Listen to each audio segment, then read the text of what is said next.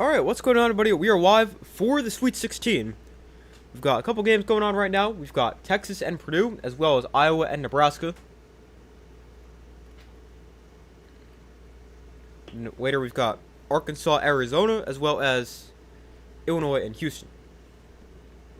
But it should be a pretty good game here.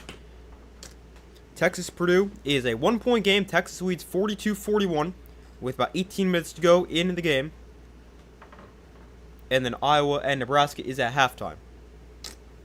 And we got a foul called here on the floor going against Texas.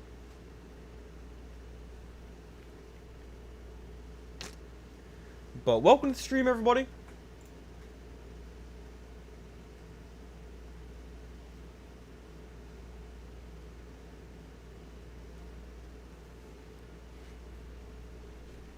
Long rebound here, gets batted back out, then taken by Texas. And Swain on the way up, no good, but he got fouled. So he'll shoot free throws. That is the second Purdue foul of the half. Purdue batted the rebound back out, but Dalen Swain came away with it. And almost able to put it in the other way. But we'll shoot free throws. And his first free throw, no good, rattles out.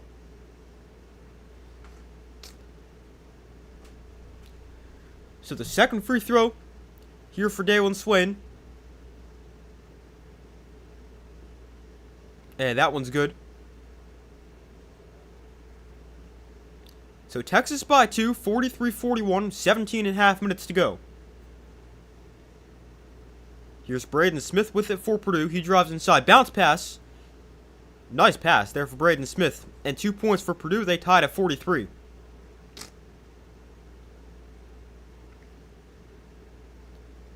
Braden Smith is one of the nation's leaders in assists.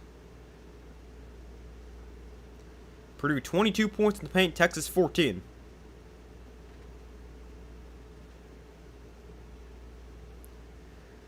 So here is Pope with it for Texas. Now here's Swain. 10 to shoot. And Swain trying to get inside. Can't get that shot to go, but again, they're going to call a foul. So he'll go back to the free throw line.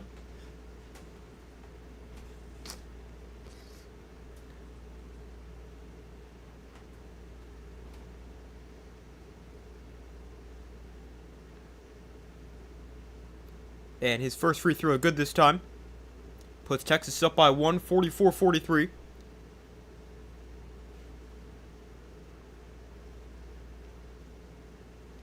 And his second free throw is no good, off the right side of the rim. He gets his own rebound back, though. And then his pass gets stolen by Purdue. Braden Smith running the floor. Now they'll slow it down. He'll pass one inside, and they're going to call a foul against Texas.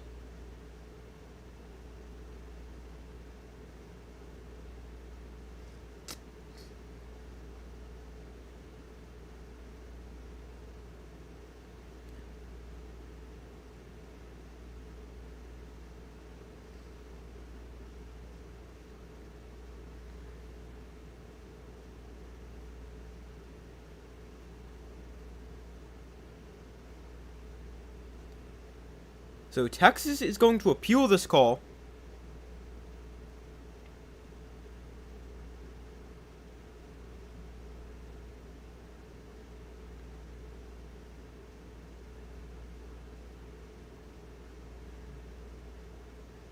So I'm not sure what they would be appealing.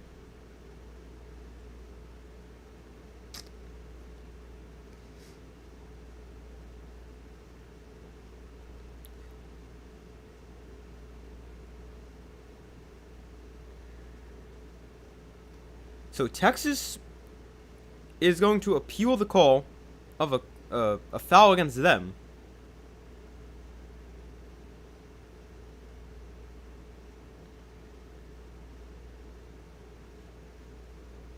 I'm not sure. But while they do that, I'm going to go get a tissue. I'll be back in 10 seconds.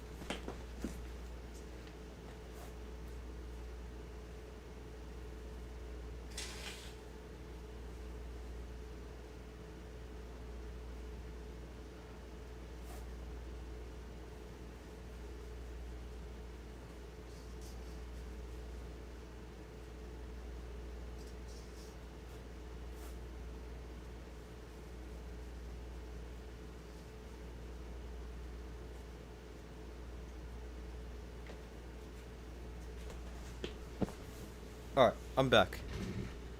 So they called a foul against Texas number 8. And the appeal is going to be unsuccessful for Texas. They will be charged a timeout, but they will not lose their challenge because it was an appeal but not a challenge. So Texas loses the appeal and a challenge. Sorry, and a timeout. So now Texas has 2 timeouts, Purdue has 3.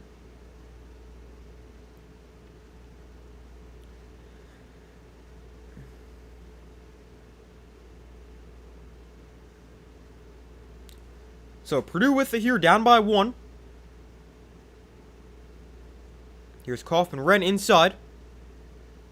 And his shot off the glass and in. Purdue back up by 1, 45-44. 16.5 minutes to go.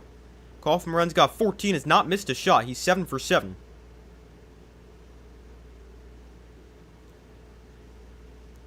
Here's Mark for 3. Off the back of the rim, but he got fouled. And Tremont Mark can go to the line for 3. And Mark's a little slow to get up after that one as well.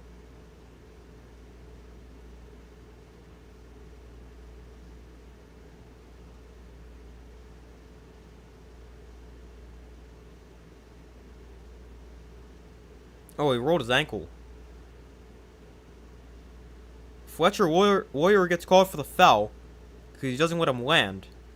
And he rolls his right ankle as he's landing. That's definitely painful.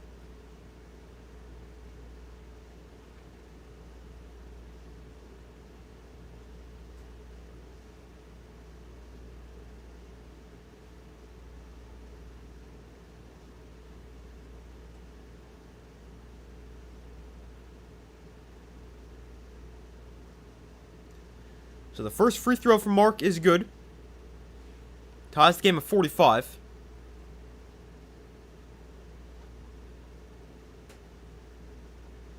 Second free throw is no good.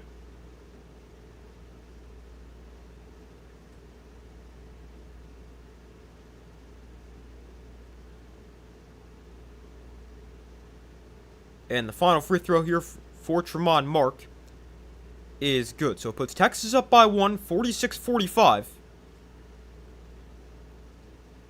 And he's officially scored 2,000 career points.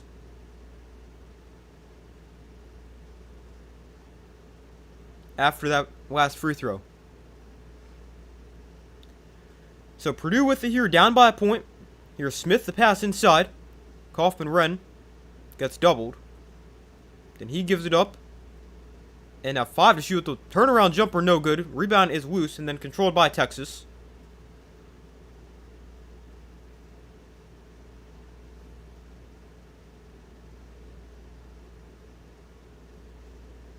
Here's a deep 3. It's good. Big shot there for Texas. Puts him up 4. 49-45. With 15:37 to go in the game.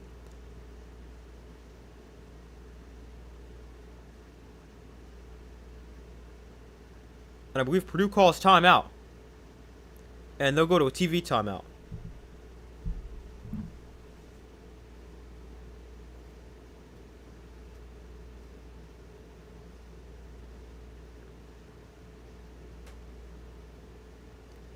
Nebraska and Iowa still at halftime, 46-43. I'm surprised that game is so high scoring. I thought that game was going to be insanely low scoring. And we see both teams almost got to 50 in the first half. Which is really surprising. But both teams shooting the ball really well. Both teams have already made 7 threes. And are shooting over 55% from the field. So I guess that's what happens when you make a lot of shots.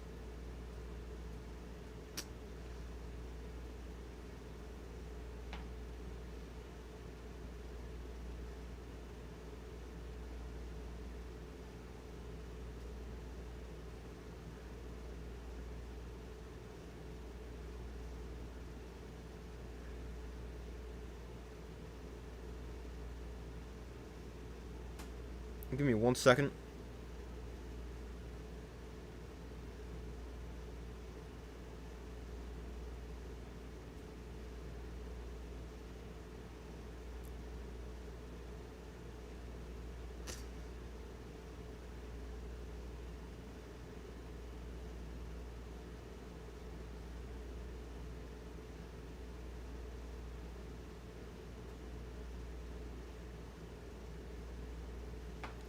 Alright, but we wait for them to come back from commercial. We've got a 4-point game after Texas just hit a 3. The winner of this game will face either Arkansas or Arizona. They play after this game is over. And the winner of Iowa-Nebraska will play either Illinois or Houston.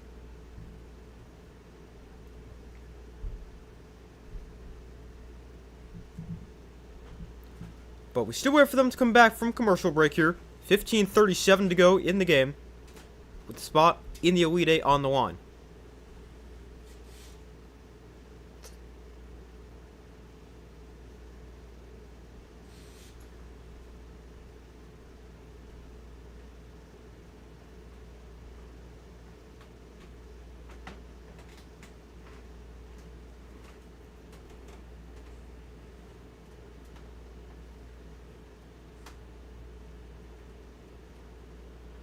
Alright, so it actually wasn't a Purdue timeout. It was an injury timeout for Tremont Mark, who rolled his ankle on the three-pointer where he got fouled. So they stopped the game for him. Braden Smith with the jumper, no good. So that is what they stopped play for. So Texas without one of their better players here.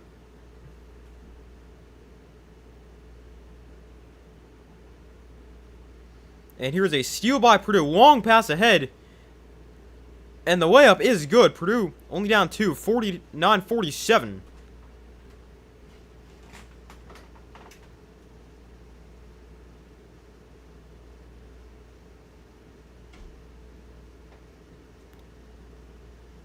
So here's Pope with it for Texas. Now here's Swain, 12 to shoot.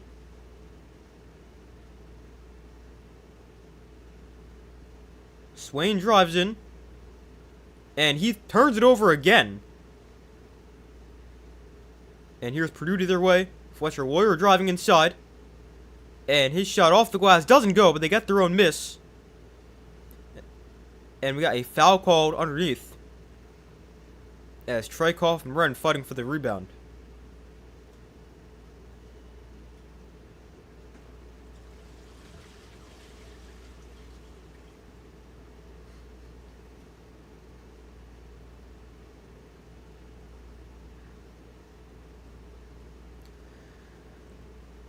So they inbound the ball to Braden Smith. Bounce pass inside Kaufman Wren. Takes a bump and cannot get it to go, but a foul gets called.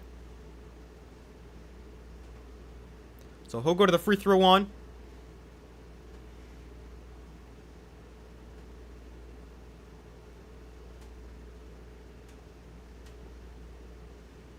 An opportunity to tie the game at 49.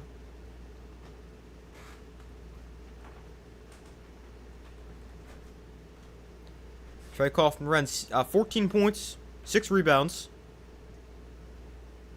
And his first free throw is good. He has not missed a shot in this game. 7 for 7 from the field. And now 1 for 1 from the free throw line.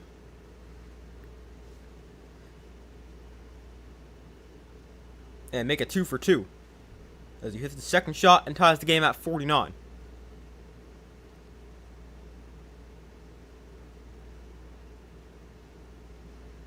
Purdue has only shot 4 free throws. They've made them all.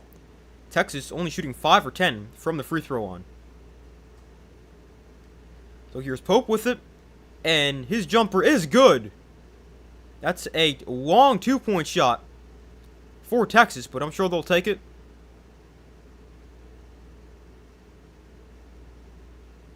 And it looks like Tremont Mark's getting ready to come back into the game. Pope has 11 for Texas. Here's Loyer. Mid-range jumper is good, and he answers right back. 51-51. He's got 15.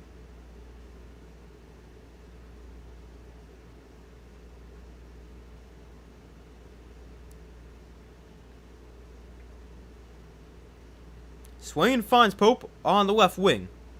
And now Swain gets it back up top. Now here's the kick to the corner for 3. No good. The rebound gets tipped back out, and then the drive inside. That one doesn't go either. And then it gets knocked out of bounds by Purdue. So Texas will keep it.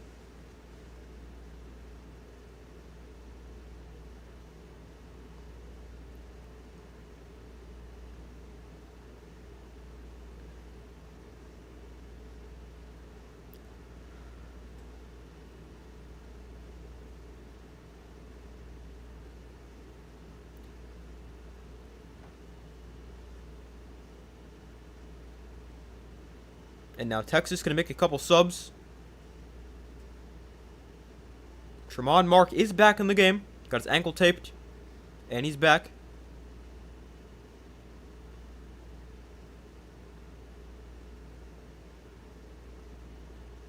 The game has seen 7 ties, 9 wheat changes. Here's the pass inside, and the layup off the glass is good. They caught a foul as well.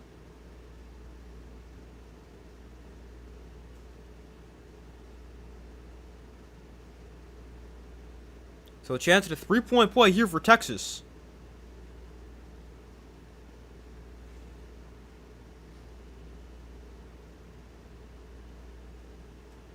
And the free throw, no good. Texas just cannot make free throws in this game. They're now 5 for 11 from the line.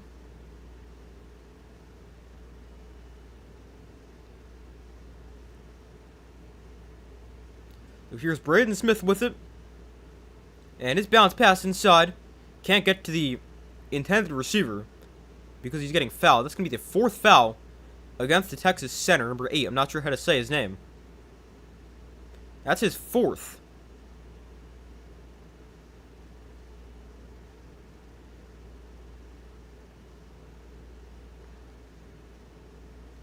So he just came back in the game, but they'll take him back out with 12:43 to play. Purdue already in the bonus, so 1-1 here. That was the 7th team foul against Texas. And the first free throw is good.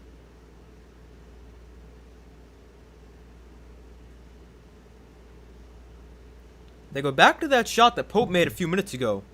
They gave him a 2, but that's definitely a 3. Both feet are behind the line, so I'm sure they'll go back and fix that.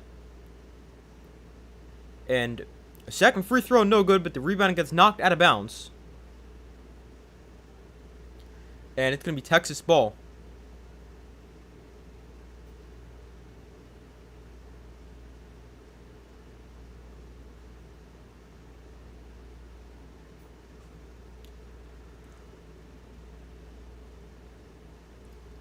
So here's Mark with it. And his jumper just inside the free throw line. Going to roll in off the rim. He's definitely not 100% out there, but gets a shot to go. He's got 21 points. And Texas 7 for 9 from the field in this half. That's pretty impressive. Purdue 5 for 12. So here's Smith driving inside. He kicks back out to Warrior. And his pass inside. And that one's going to fall.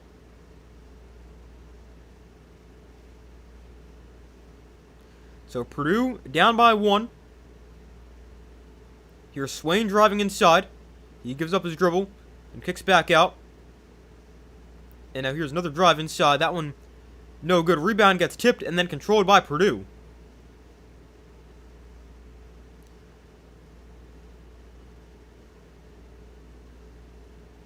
Eleven and a half minutes to play. Braden Smith with a mid-range jumper. It almost rattled out, but it falls. So Purdue now by 1.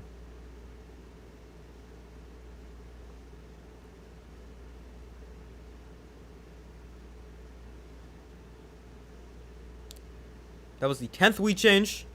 And here's another steal. Braden Smith comes away with it and weighs it in. Purdue by 3. 58-55. Purdue has scored the last several points.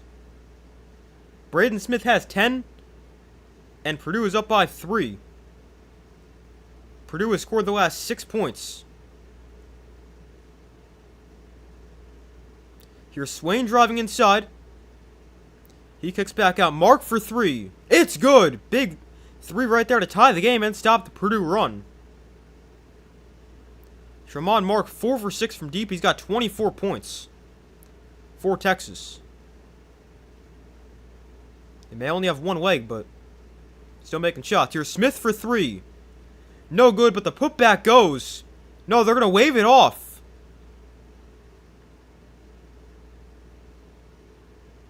they're going to wave off the putback. Yeah, the ball was still over the cylinder. So they wave it off. We stay tied at 58. Although most likely going to be 59-58 Texas, as they fixed that call they missed on the 3 before. Because his foot was not on the line. So we'll give him a 3 instead of a 2. So it'll be Texas by 1 when they come back from commercial, most likely. As far as Iowa, Nebraska goes, that game tied at 50 with 14:45 to go.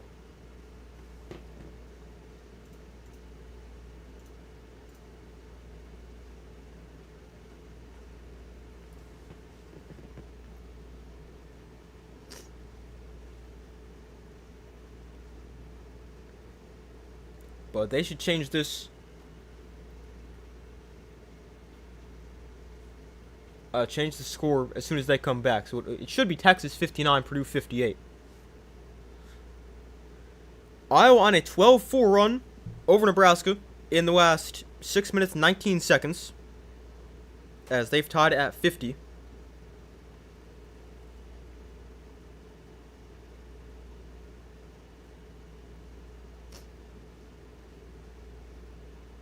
Iowa has not led in that game.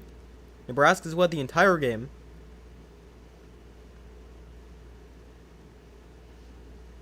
But they're now tied at 50.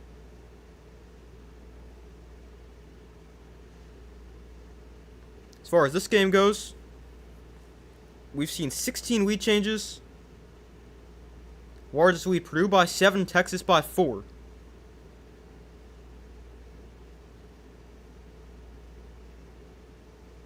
Game's leading scorer is Tremont Mark, who's got 24. For Purdue, their leading scorer, Trey Kaufman-Renn, who's got 16, who has actually not missed a shot. But we wait for them to come back from commercial here.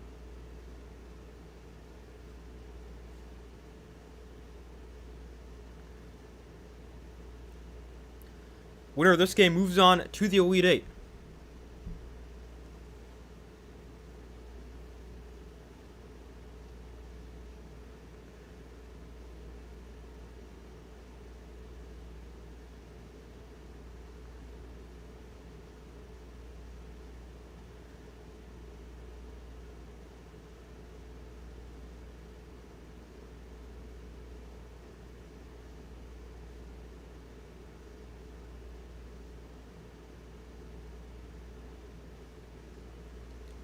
Alright, so they're now back from commercial.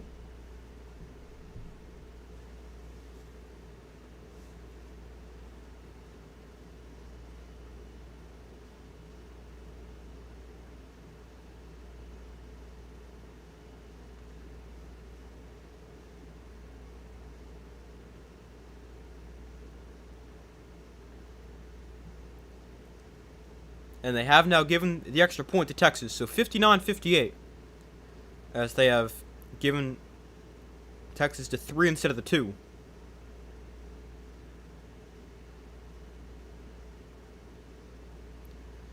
So 10:15 to play.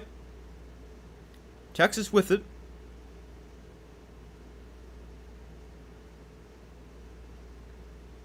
Here's Swain with it. Now he gives it up. And here's Pope with 10 to shoot. Pope puts up a 3. No good. Rebound goes to Purdue.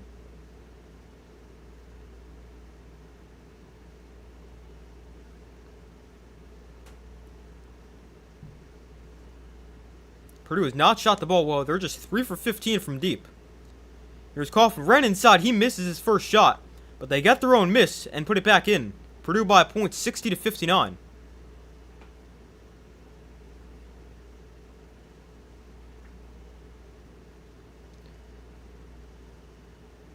So inside 10 minutes to play. Here's Mark. Free throw line jumper is good. And Texas back on top.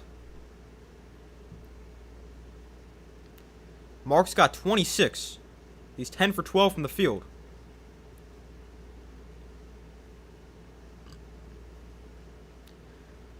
Here's the pass inside. And that one doesn't go. He gets his own miss. Warrior for three, wide open. It's good. Fletcher Warrior puts Purdue up by 2. I think he wanted a foul call there as well, but he doesn't get it. Warriors got 18. Made 4 threes.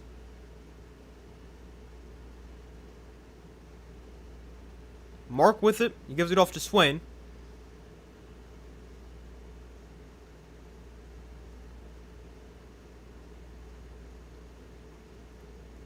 Five to shoot. And that one's going to fall after a high bounce off the rim.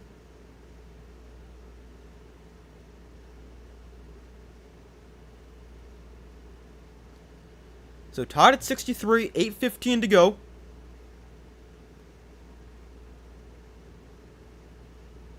Here's Warrior, another 3. That one no good. Off the back of the rim. And here's Texas the other way. 8 minutes to go. Here's Swain driving inside. His layup is in. Texas retakes the lead, 65-63. Daylon Swain's got 10.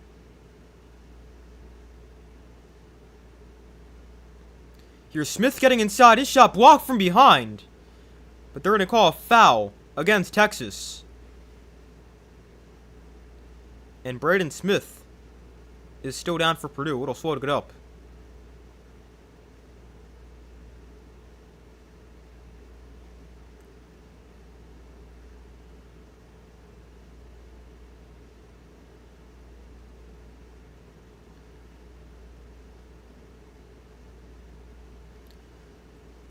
But they'll go to commercial.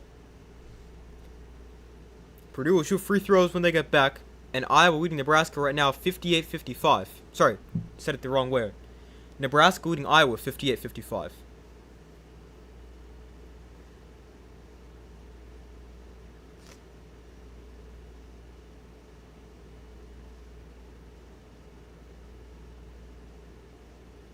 Give me 1 second.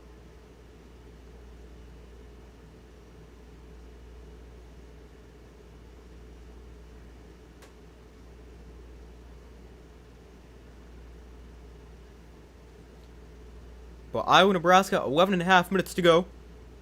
Here we've got about 7 minutes to go.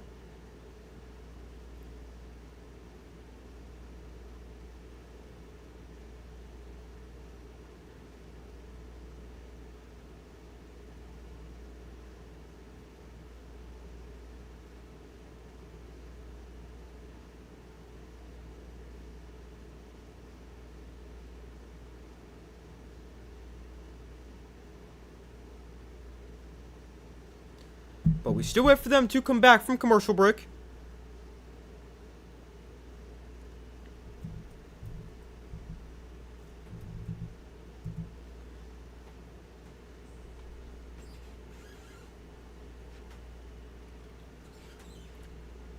We got Texas by 2, Nebraska by 3.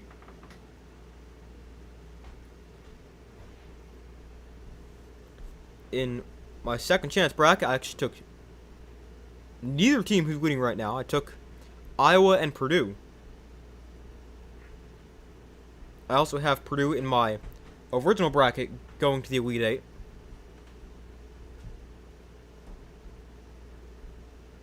And my original bracket's not that bad so far, so I'm still a lot of time to change that. But still got all my Final Four teams in. I think I've got all but one. No, I've got all but 2 of my Elite Eight teams still in. So my original bracket not looking too bad.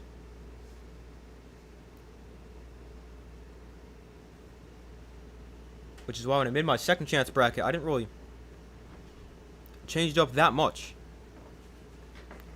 So Braden Smith shooting free throws here for Purdue. An opportunity to tie it at 65. Makes the first free throw.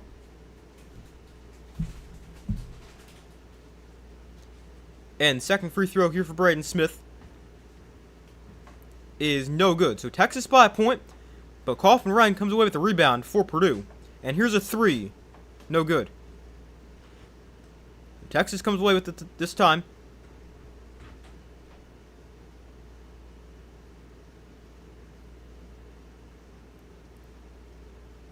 So here's Swain with it. Texas by a point, 7:15 to play. Here's Swain driving inside, and his layup is going to fall. Texas back up by 3. 67-64. Daylon Swain's got 12.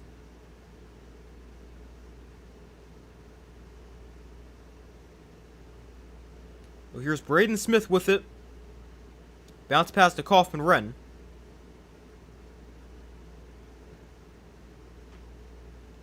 Kaufman-Wren now gets doubled. Passes it off inside. And that shot doesn't go, but a foul gets called.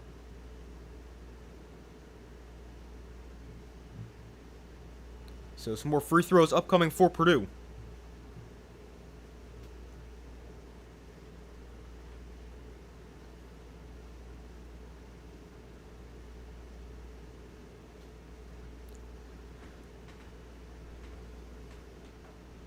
So the first free throw bounces on in. Makes it a 2-point game. And second free throw here for Purdue. Can cut it to 1.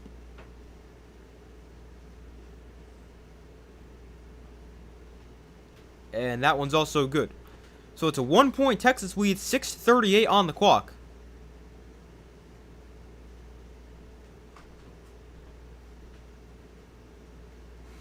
So here's Swain with it for Texas. He finds Pope. Now back to Swain.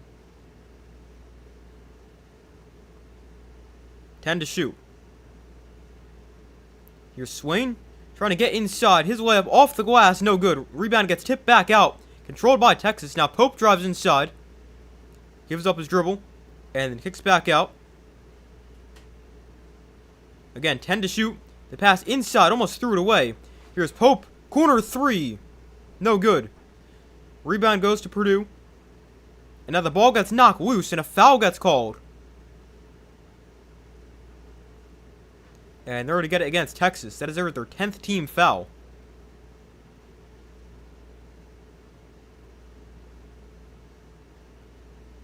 And that is the 4th against number 5. Heidi? I don't know. Not quite sure how to say his name. That's his 4th. So Texas now has 2 guys with 4 fouls.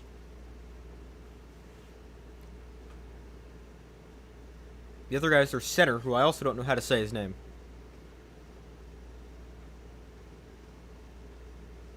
First free throw here, no good.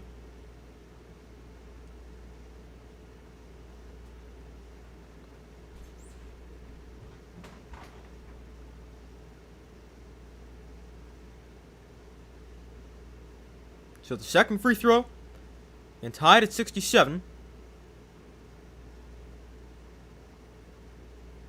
And it's also no good. So Texas by 1, 5:50 to play.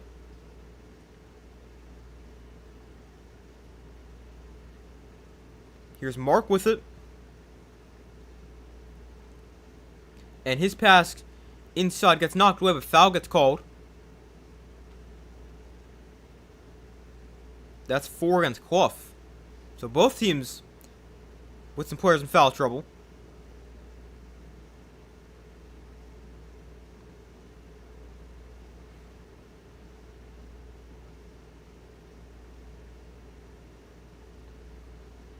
So Texas gets it in.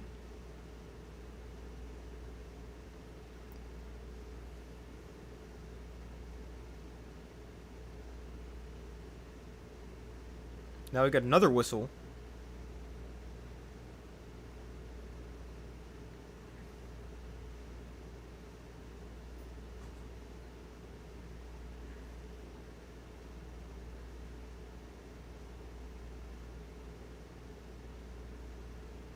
Alright, not sure what that was about, but they're ready to play now.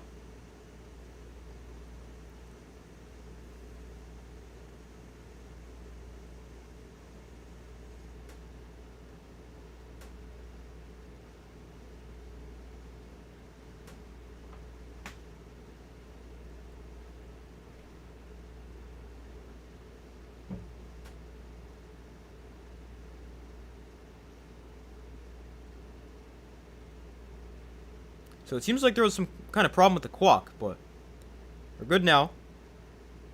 5.5 to go, 12 on the shot clock. So here's Mark with it, now 5 to shoot. Mark gonna put up a contested 3. It goes! Wow, what a shot! Tremont Mark has 29. That's his 5th 3 as well.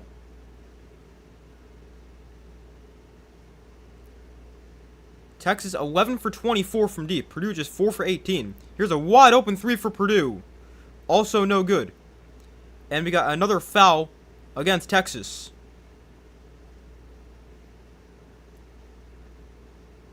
And that's going to be the 5th on number 5.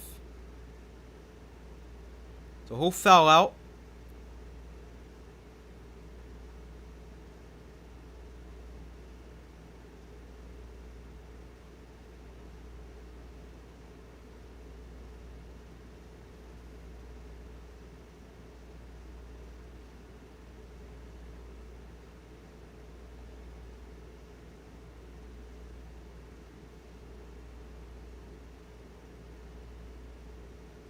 So Heide, I assume how you say his name.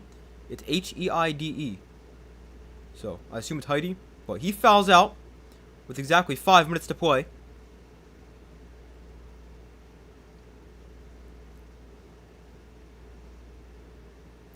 And the first free throw for Troy Kaufman-Renn is good.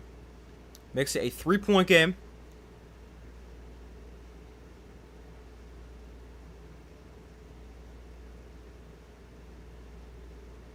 Second free throw is also good. So a 2-point Texas lead, 70 to 68, with 5 minutes to go.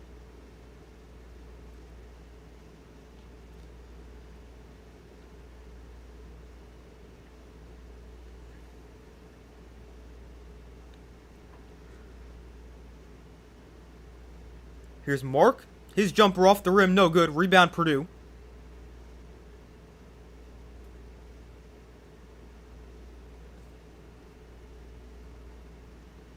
So here is Braden Smith with 4.5 to play.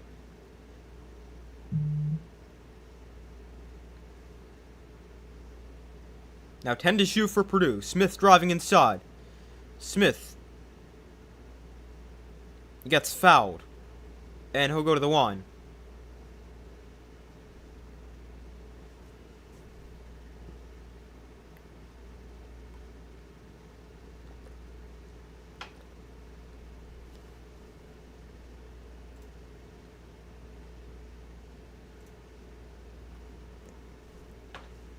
That one goes against Dalen Swain. And the first free throw for Braden Smith is good.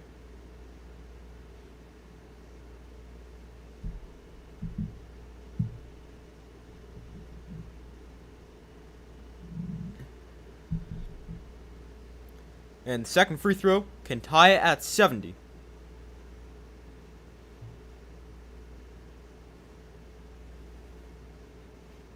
And that one's good. So we are tied 70-70. 4:16 to go. 15 lead changes, 10 ties. Texas playing really well. Yeah, they've looked good. Tremont Mark has been insane.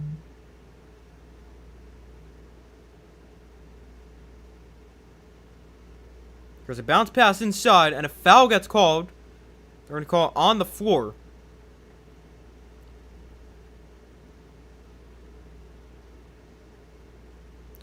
So free throws for Texas. Tied at 70. With 3:56 to go. And Texas will shoot the free throws when they get back from commercial.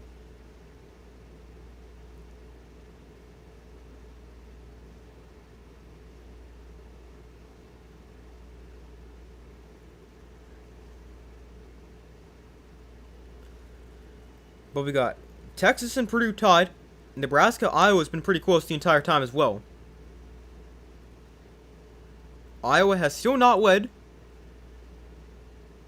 says their largest lead is none. Although somehow it says 3 lead changes, so not sure how that makes sense.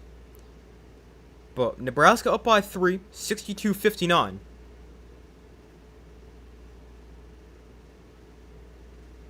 You picked Iowa as one of your upsets. Yeah, so did I.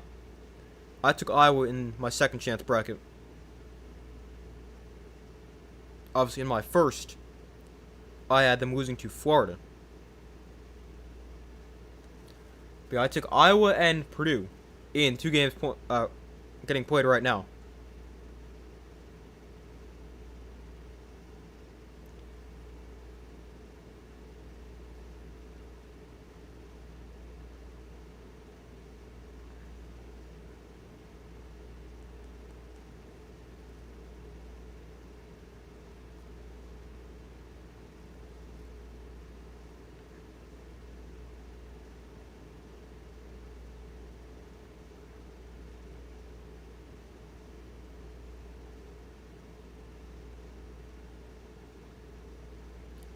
But we wait for them to come back from commercial. Texas gonna shoot 2 free throws here. No. Where? I think it's a 1-1, but I'm not even sure they're in the bonus yet. So I don't know what I'm saying.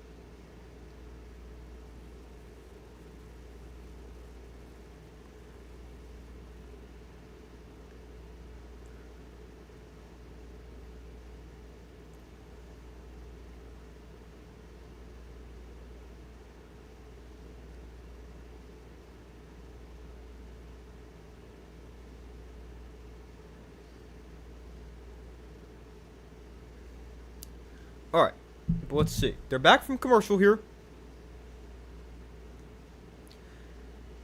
Texas with the ball here. Tied at 70.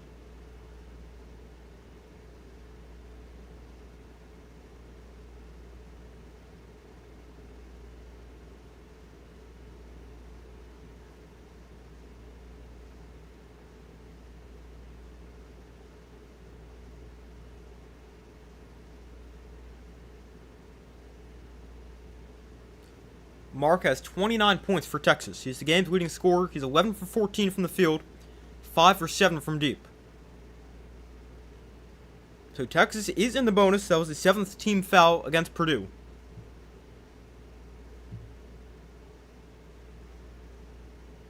So 1-1 for Texas, tied at 70. And the first one, no good. Rebound goes to Purdue.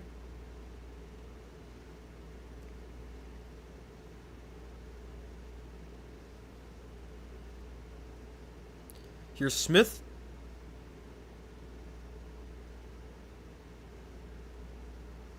Bounce pass to Trey Kaufman-Renn. And he'll try to drive inside. And his layup, no good. And we got a whistle. Mark looks like he got elbowed in the face. He wanted a foul called.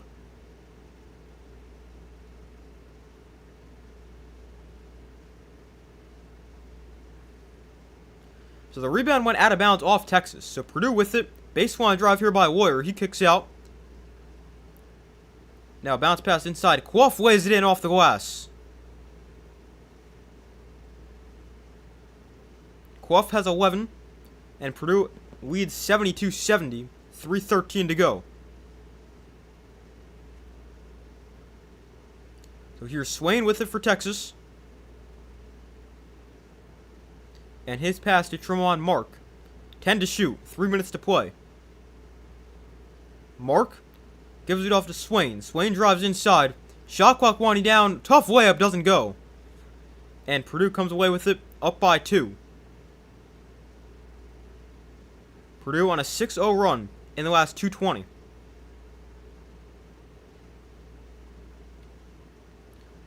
Here's a Warrior pass inside Kaufman-Renn. And cross-court pass to C.J. Cox. His 3. No good off the rim. Rebound goes to Purdue. So here's Quaff inside. He passed back out to Smith. 8 to shoot. Here's Smith trying to get to the rim. Smith. No good. Rebound knocked out of bounds. But they're going to call a shot clock violation.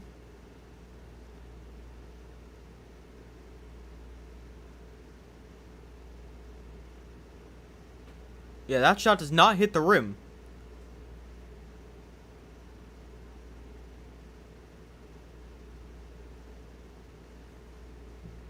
So it's a shot clock violation against Purdue.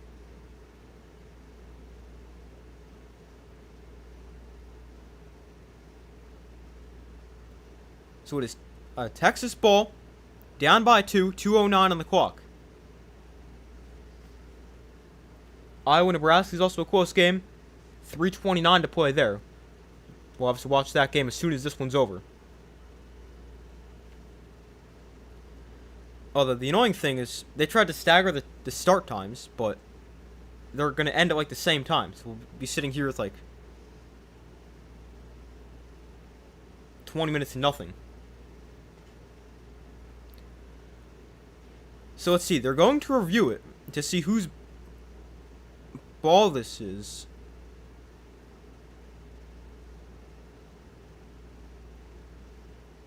Because it's not going to be a shot clock violation just yet. There's .4 on the shot clock when the ball hits out of bounds. So they're going to review this. There's 2:09 on the clock. They're trying to see who this came off of.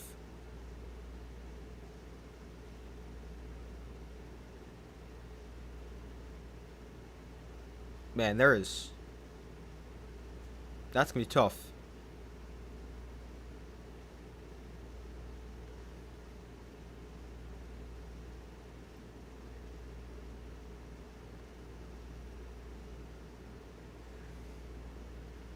No, maybe that is easier to tell from that angle. Looks like that goes off Texas.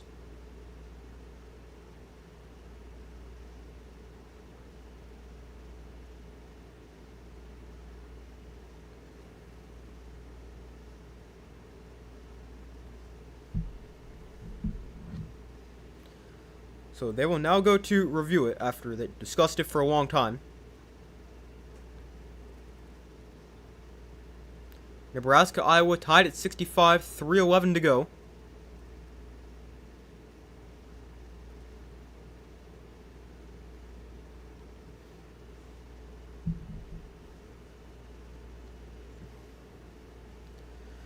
So you've got two players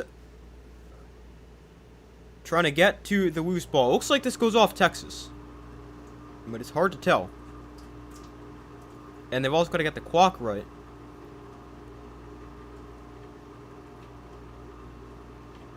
Looks like you got 2:10 on the game clock and either .4 or .5 in the shot clock. So Purdue is going to have to be quick if it is their ball, which looks like it might be.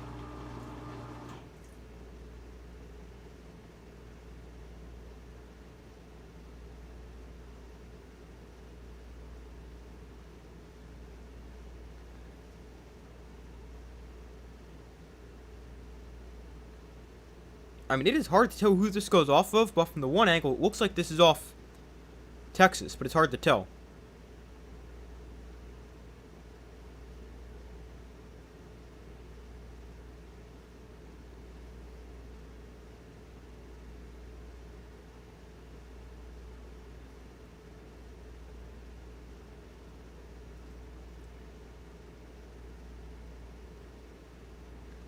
So they end up giving the ball to Texas.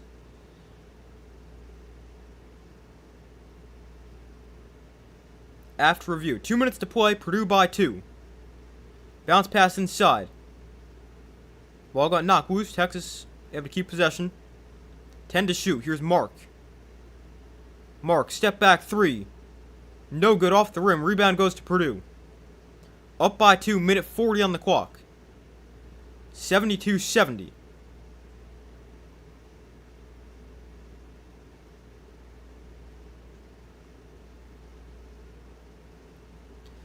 Foul gets called here against Tremont Mark.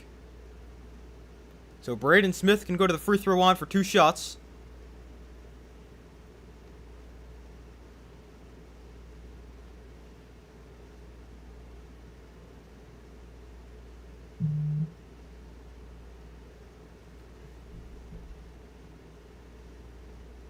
Braden Smith, an 83% free throw shooter. And his first free throw good, puts Purdue up by 3.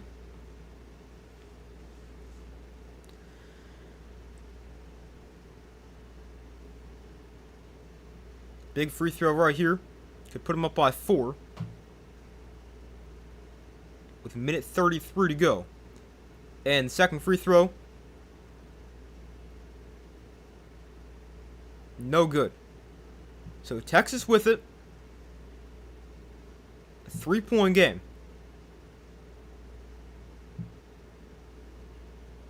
Minute 20 to go. Here's Swain driving inside. He spins. Kicks out. Swain now gets it back. 10 to shoot.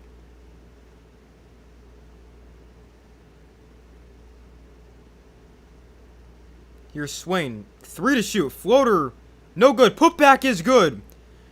1-point game. 73-72. 59.5 to go.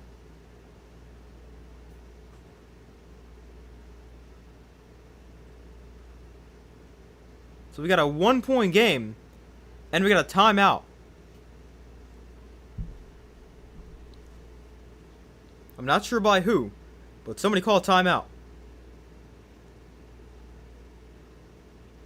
And Iowa and Nebraska. Iowa's now taking the lead for the first time today, as they're up by 3 with a minute 41 to go.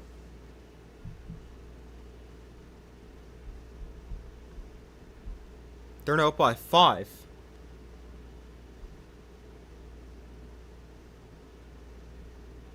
Trying to put it multi-game so I can view them both.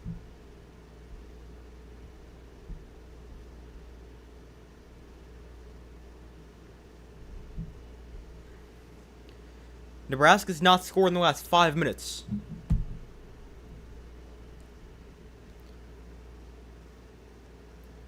So we'll watch Nebraska-Iowa while Texas and Purdue is at commercial. So 58.4 to go. Oh, they're going to go to commercial too. Nebraska just hit a 3, cuts it to a 3-point game. And now they're also at commercial.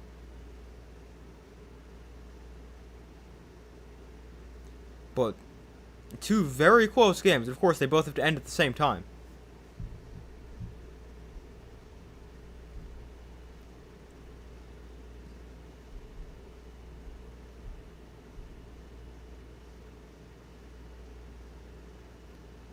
Well, we got Purdue by 1, 73-72, and Iowa by 3, 71-68.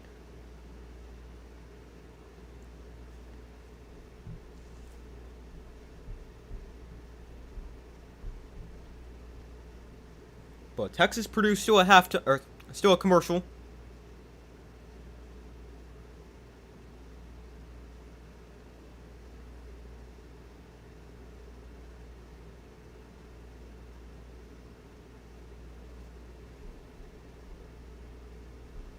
But we'll continue to watch Nebraska and Iowa for a minute. Here's a long pass ahead on the inbound. And they're going to count the basket and the foul. Iowa a chance at a 3-point play. That is not what you wanted right there if you're Nebraska. They're able to go for the long pass.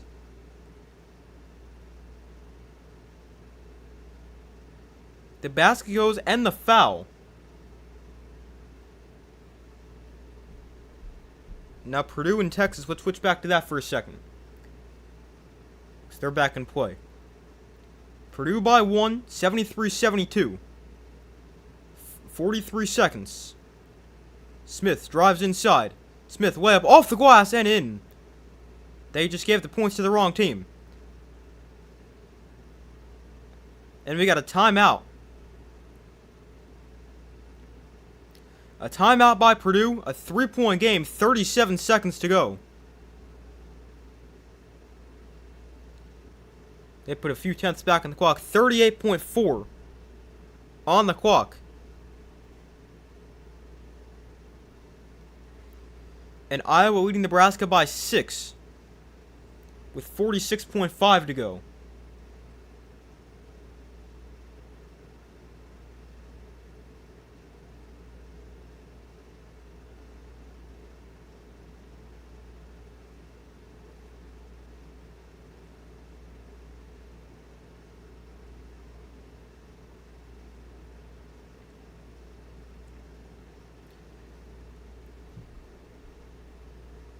Iowa's going to go shoot some free throws.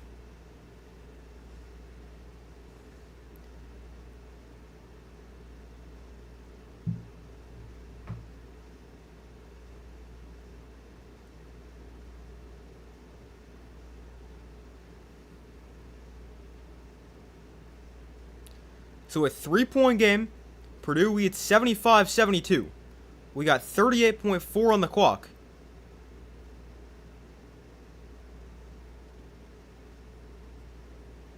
The spot in the Elite Eight on the line.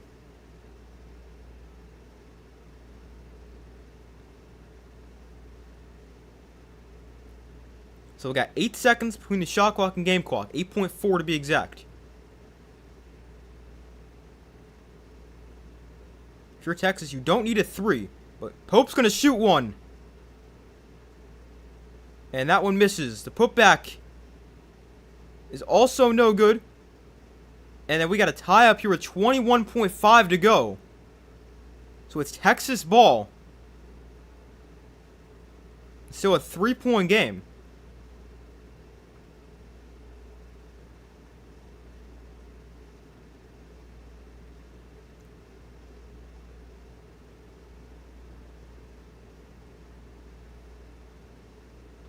And now Texas calls their final timeout with 21.5 to go. And Iowa now leads by 8 with 8.5 to go. So they're on their way to the Elite Eight, most likely. Unless some kind of miracle happens.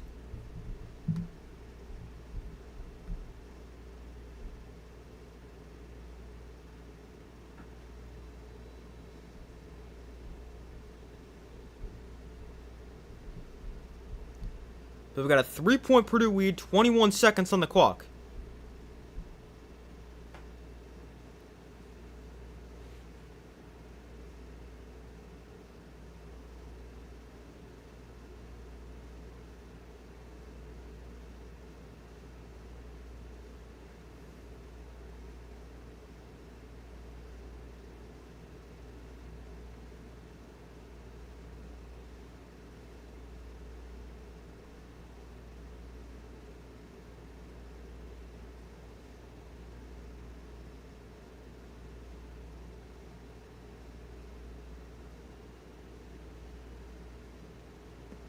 So let's see what Texas can do here. Down by 3. 21.8 on the clock. Again, you don't need a 3. We just saw them attempt one, didn't get it.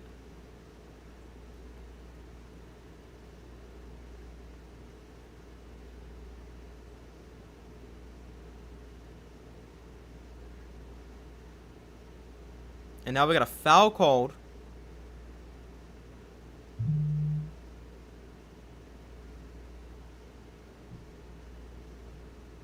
Oh, that was actually really smart. They got a foul called against Purdue, but not a good free throw shooter at the line for Texas. Their center, I don't know how to say his name, but he's only a 67% free throw shooter.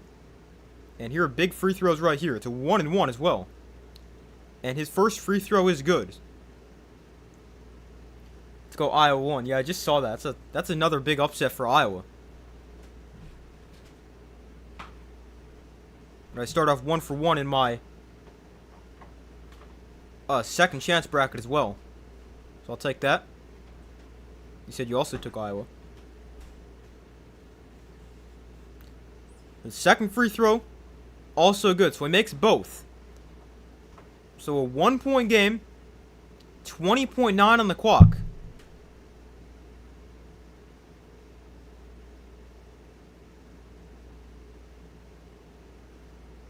Purdue is able to get it in. And a quick foul.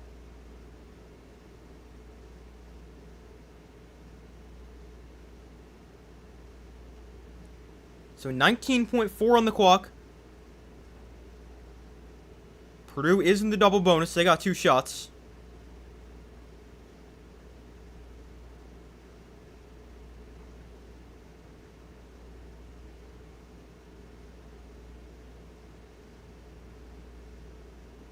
So CJ Cox, an 83.3% free throw shooter. Gonna shoot 2 right here for Purdue. With 19.4 on the clock.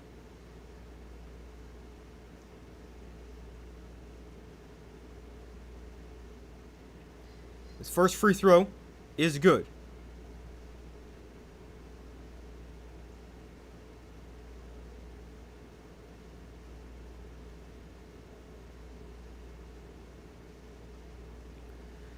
So the second free throw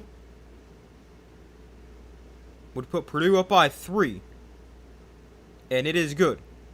So 77-74, 19.4 to go. Here's Swain driving inside. Swain, way up goes, plus the foul. Chance at a 3-point play. Daylon Swain with a big play for Texas. Got a chance to tie it with the free throw. 11.9 to go.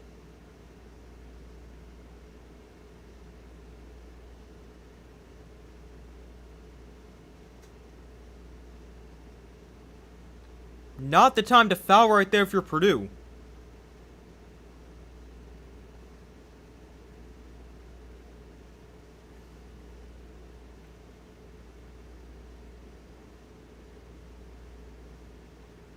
Oscar Clough is also now fouled out for Purdue. That was his 5th. So Daylon Swain, an 82% free throw shooter, at the line here to tie the game at 77. And it's good. We are tied. 11.9 to go, and Purdue calls timeout.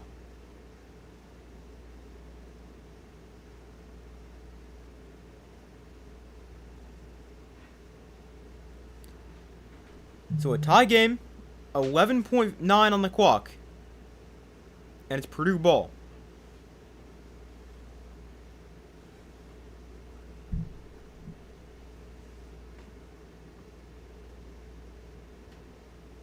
The final score of Iowa-Nebraska was 77-71, and Iowa was in the Elite Eight for the first time since 1987.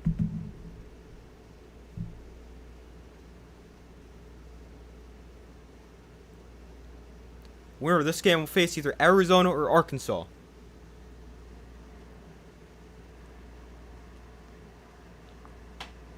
You know, I was saying before, we're going to have a bunch of time in between the games because they're going to end at like the same time, meaning this game as well as Iowa-Nebraska.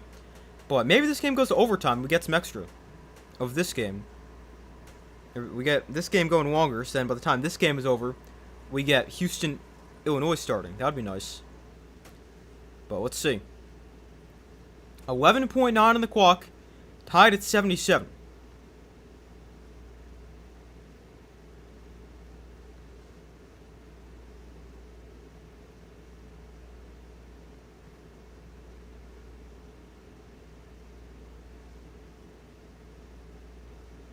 So they get it in here. Braden Smith with it, 10 to play.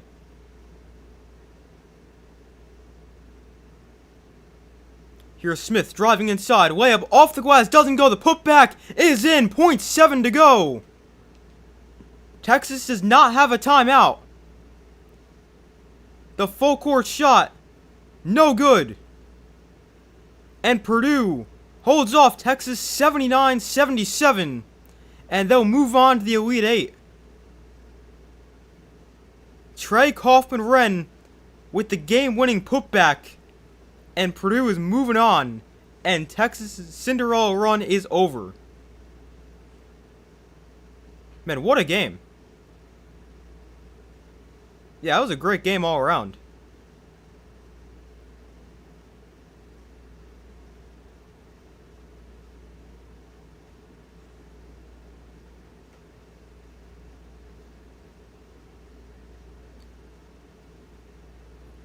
Trey Kaufman-Renn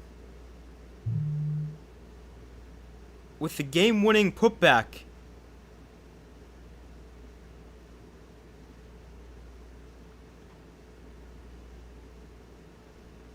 And Purdue to move on to play either Arizona or Arkansas.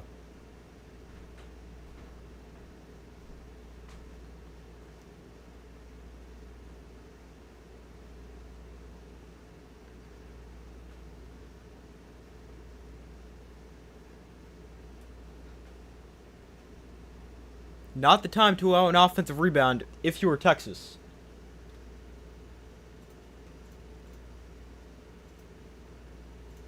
But what a game. The first two games, both very close. Didn't really see much of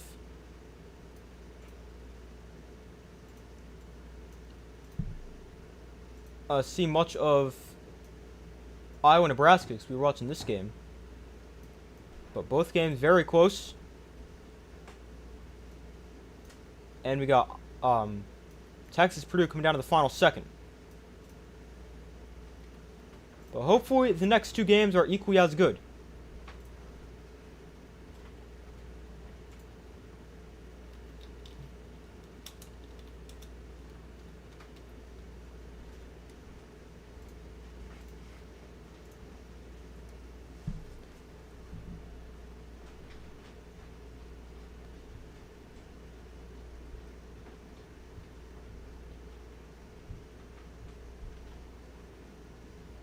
So let's see. I don't know what time we've got the next game starting.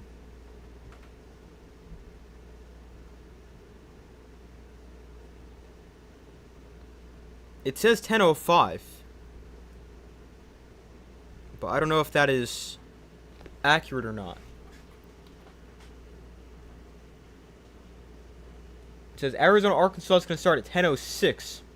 And Houston, Illinois going to start at 10:05. So we got 30 minutes. Oh, that's annoying.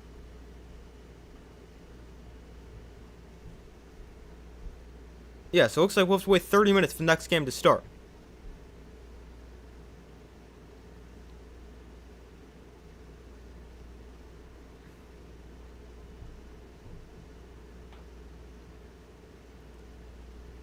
But I do start 2 for 2 on my second chance bracket. Took Iowa and Texas.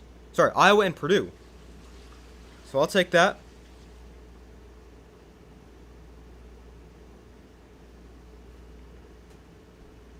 This is crazy. I just saw this notification.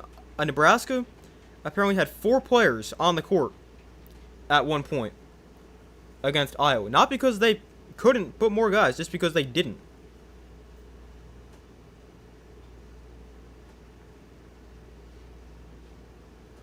Let's see.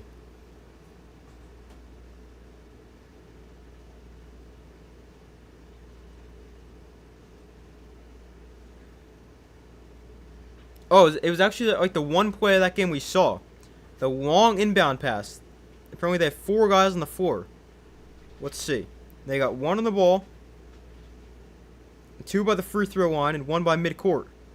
Yeah, they had 4 guys on the floor. Man, how do you have 4 guys on the floor? That reminds me when Notre Dame played Ohio State in, what was that, 2023?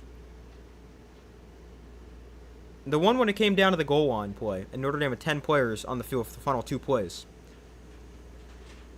I think that's what that game was. I remember it was 17-14 the final score. I think that was 2023.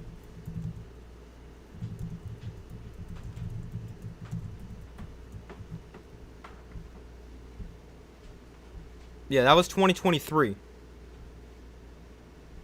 Where they only had 10 guys on the field for the final play.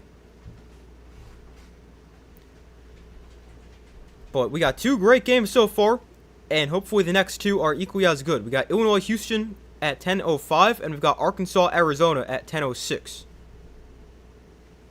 But I'm going to go take a quick break and use the bathroom. I'll be back in a couple minutes.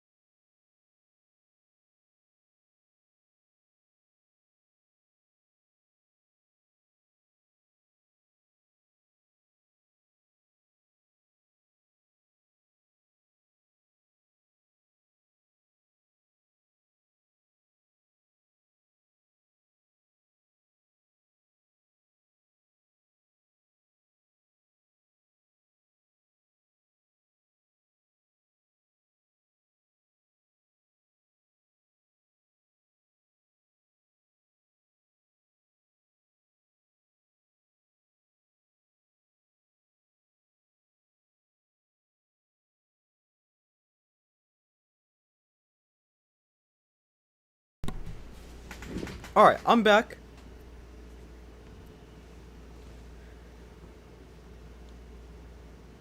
Oh, I just realized. I never lowered my background. I don't know if you guys can see right now, but... Well, you can't really. But the basketball hoop is right here. That's the bottom of it. I usually lower it so you can see that. I'm gonna do that real quick.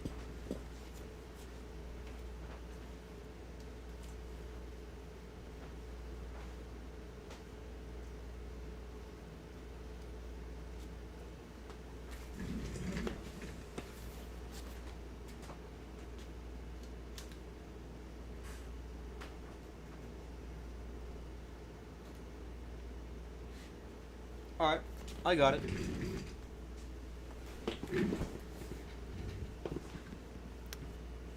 I always do that when I use the basketball background, but I forgot to do that before this stream started. And I also forgot to do that when I made my my second chance bracket video. I didn't even realize that when I was watching that video. I just realized it when I went to go change my background again, and I realized I never lowered it.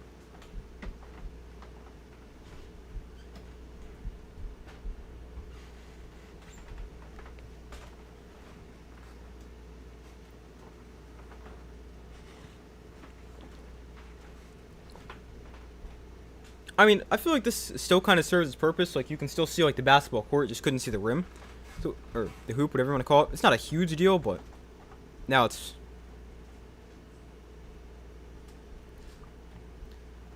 better. How many backgrounds do I have? I've got a few. Obviously, I've got football, got basketball. I've also got baseball. I've got hockey, which I, like, never use. I got soccer, which I also rarely use. That's it. So that's 5. I'm trying to think if I have another one. I don't think I do. See, I've got 5 of them, but I mostly use one. Basketball one gets used about once a year, and baseball one gets used sometimes, but not too often. Although I used to use the soccer one during the World Cup. I was just gonna say that I will be using the soccer one more this year for the World Cup.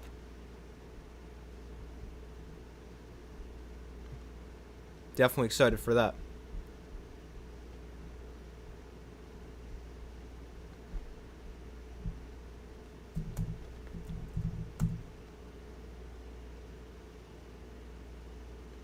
I'm not really sure what I'm going to be talking about for the World Cup because I don't really know soccer that well, but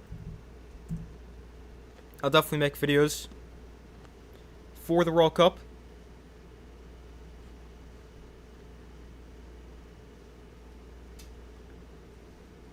You rooting for a team? Yeah, just the United States. But besides the country I live in, no.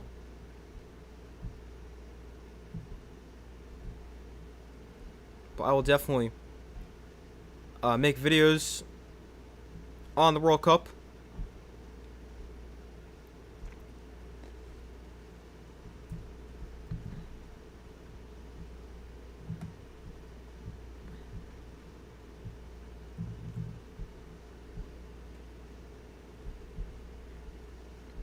Yeah, the World Cup is so fun, so.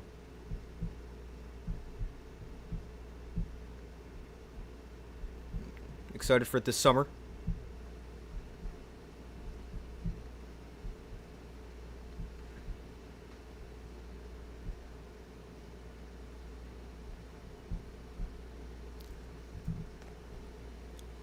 So far in my second chance bracket, I've started off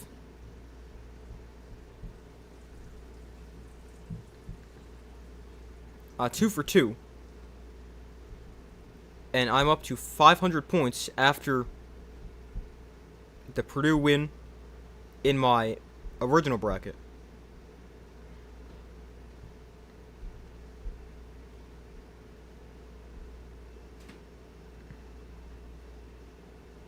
Hoping for a good World Cup. Yeah, I feel like the World Cup's always good.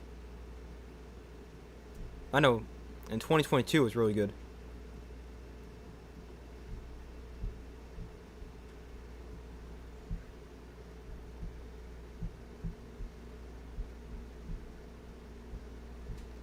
But yeah, hopefully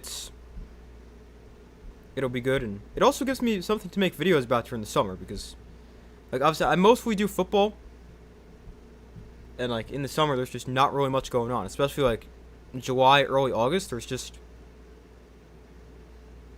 not really anything. So this year it gives me the World Cup, which is something to make videos on.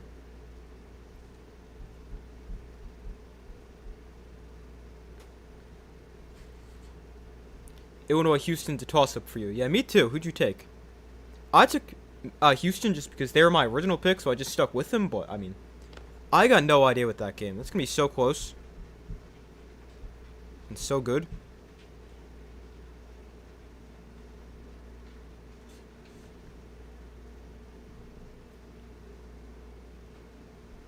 I took Houston. I mean, not too confident with it, but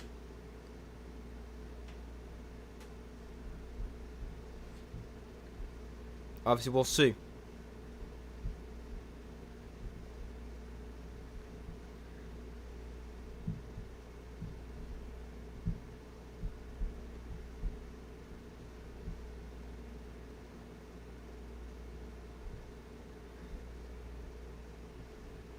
You took Illinois blindly.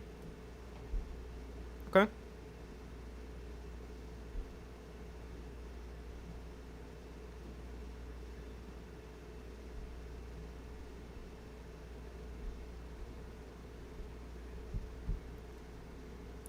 I'm also going to get a couple clips ready. I'm going to make a short on the ending of Purdue and Texas. So give me 1 second just to get a couple clips ready for that.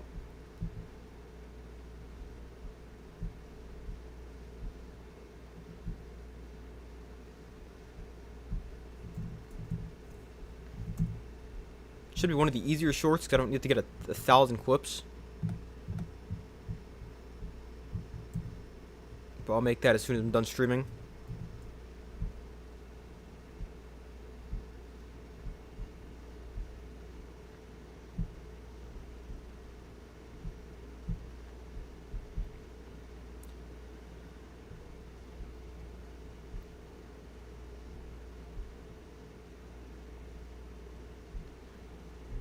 But we've got Houston, Illinois, and Arizona, Arkansas. Both those games should be really good. At least you would think so. I got Arizona and Houston in those games. And that's actually my national championship pick. Arizona over Houston.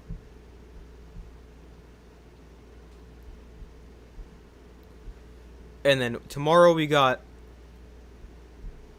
St. John's and Michigan. Sorry, St. John's and Duke at 7:10. We've got Michigan, Alabama, 7:35. Then we've got Michigan State and UConn at 9:45. And we've got Tennessee and Iowa State at 10:10. Is Joshua Jefferson going to play tomorrow?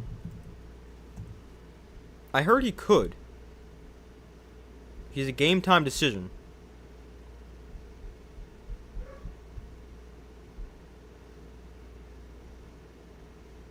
He sprained his ankle in the first round.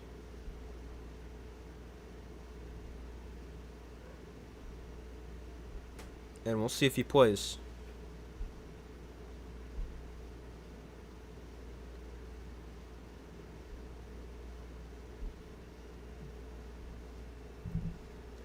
But I took Iowa State either way. But I mean, I wouldn't really be surprised if Tennessee wins tomorrow. I think they've been playing well, and they could definitely win that one too. Can't wait for Duke St. John's. Yeah, I think all the games tomorrow are going to be good. Like, I mean, all these Sweet 16 games are really good. Like, we've had 2 games, 2 are really close.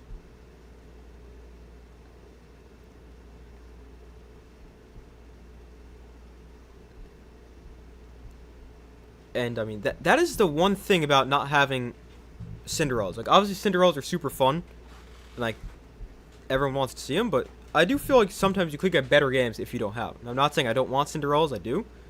But last year and this year, as the tournament's gotten later, or as we've gotten later into the tournament, the games have seemed to have gotten better.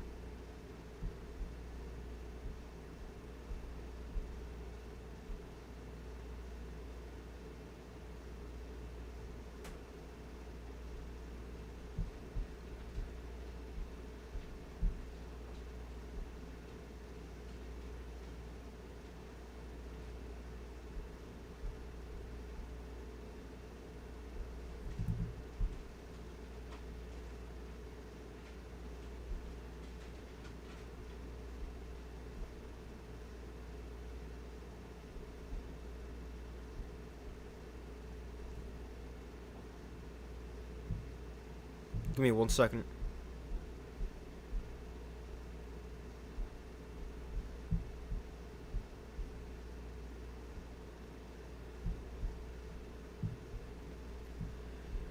But we've got about 15 or so minutes.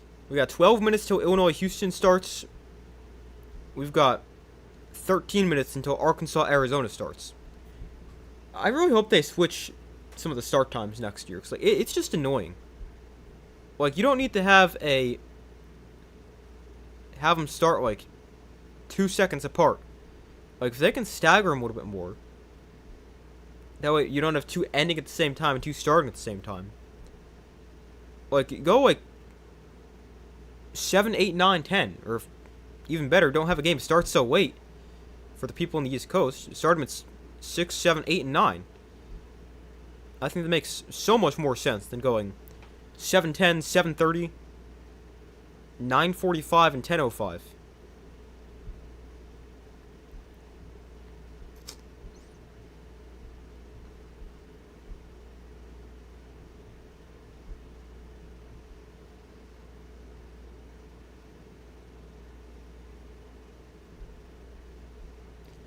But we've got 11:25 to tip off with Houston and Illinois.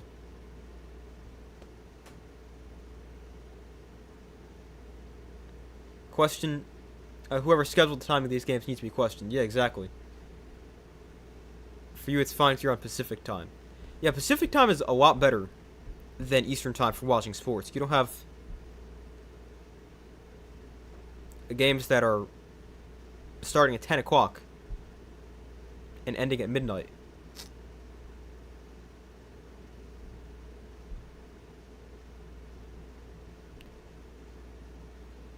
That is one of the perks of being Pacific time.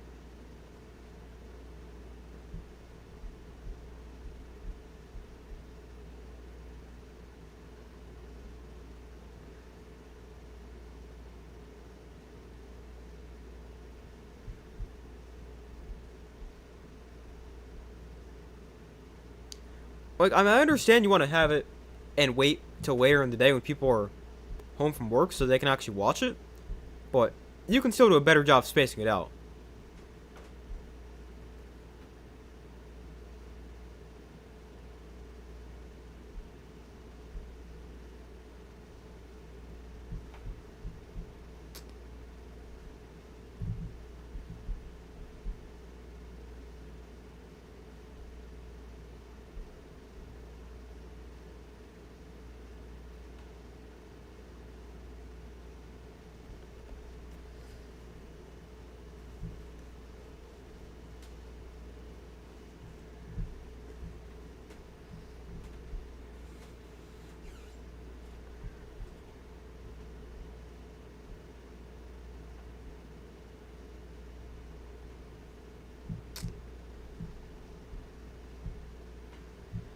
But we've got like 10 minutes until the game starts.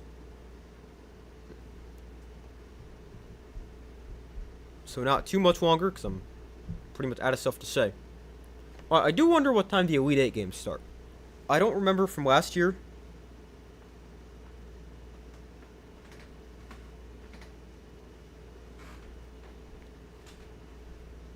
I don't know if it's been announced yet. Let me look that up. Hopefully, but I'm not sure. Because I do plan on streaming the Elite Eight.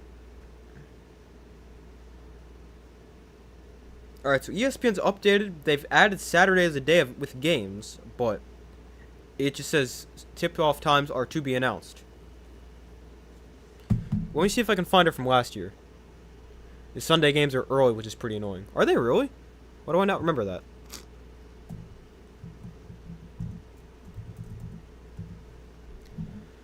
So last year, in the Elite Eight, the tip-off times were Saturday 6:09 and 8:49, and Sunday, oh yeah, it was early, 2:20 and 5:05.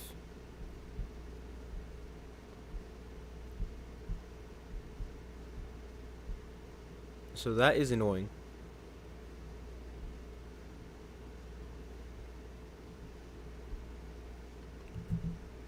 But I'll have to figure out what I want to do about streaming the Elite Eight. Maybe I'll stream...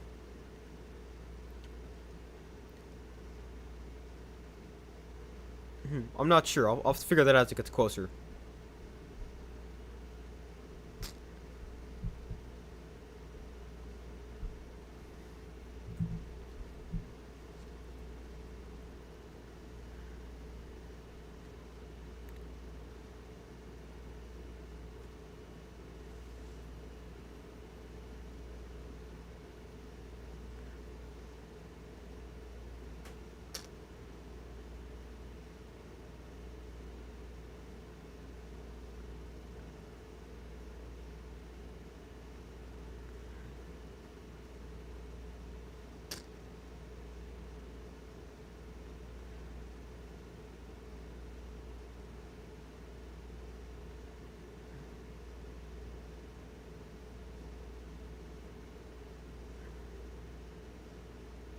Alright, hold on 1 second. I'm just trying to figure something out real quick.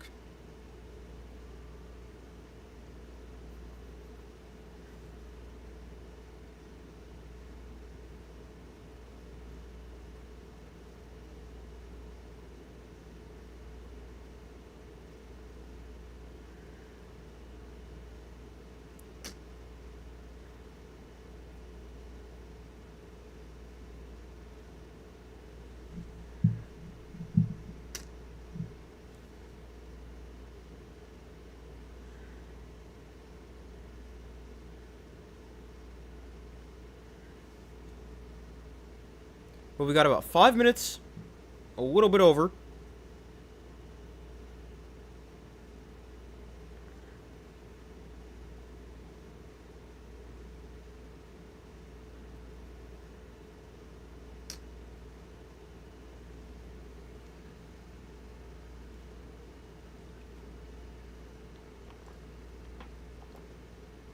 But the winner of Houston, Illinois will play against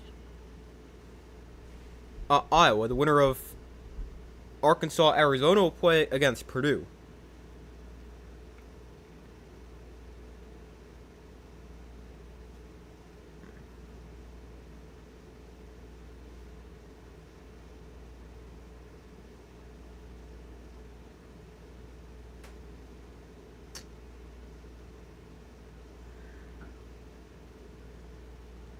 Alright, I gotta look something up. Give me 1 second. I can't find the answer on my phone, so it's just gonna be easier to do it on here.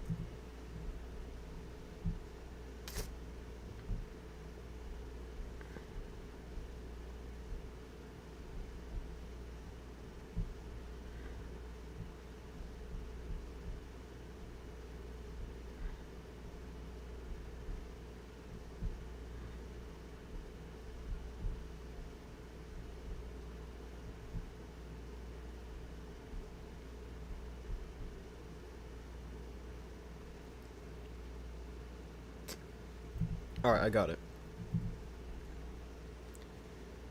But we've got 4 minutes until the game starts.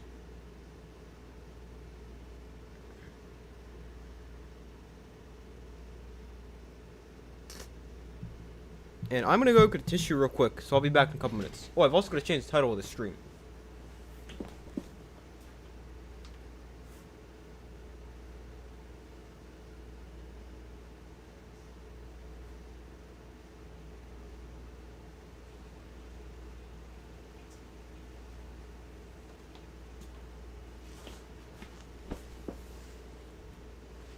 Alright, let me change this title.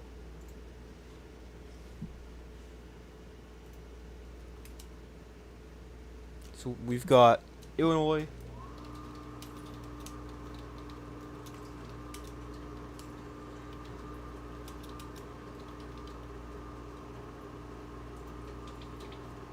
Alright, now we're good. So now people actually know what games we're talking about.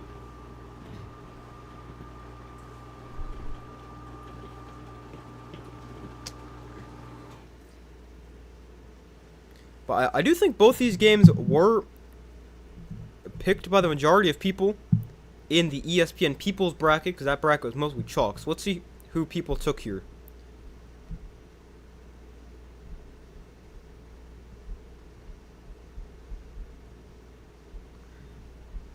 Gotta figure out how I get there. Oh, here we go.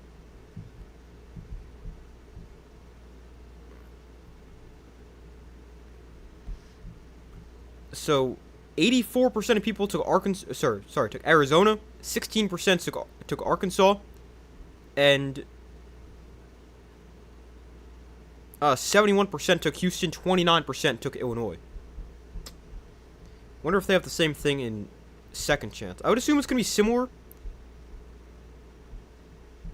In the second chance bracket, they had 75% of people take Arizona, 25% took Arkansas, and 66% took Houston, 36% took Illinois. And then as far as the games already ended, 64% were wrong and took Nebraska to beat Iowa, 36% took Iowa, and 75% took Purdue, 25% took Texas. The most picked champion is still Arizona, and the people's bracket has them beating Duke in the final.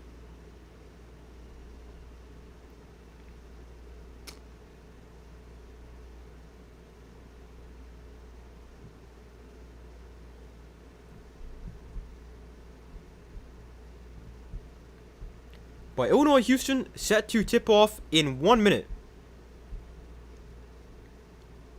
And Arkansas-Arizona set to tip off in 2 minutes.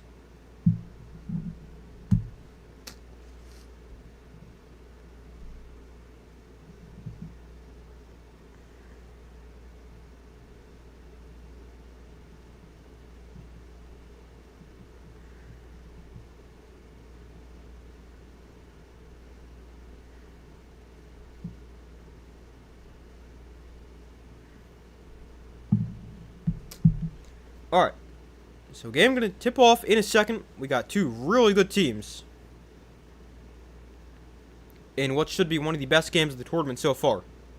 And we've seen some great games, that would say a lot. Illinois, they're in their 6th straight season in the tournament. Houston's been here quite a few times as well. Houston trying to get back to the Final Four. They were in the national championship game last year.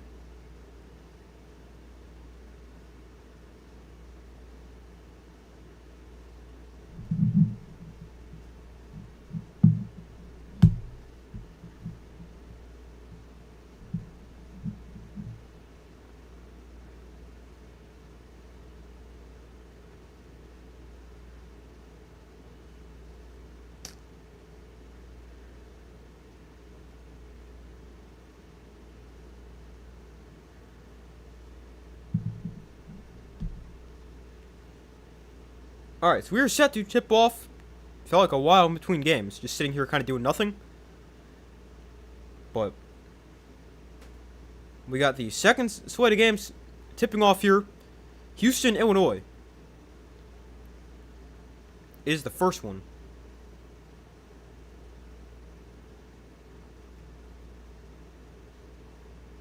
It's going to be annoying again because they're probably going to end at the same time. Although, I mean, I shouldn't say that. You would think because they're going to start at the same time, they're going to end at the same time. Although, not necessarily the case because we had the earlier games both start 25 minutes apart or something like that. And they ended at like the exact same time.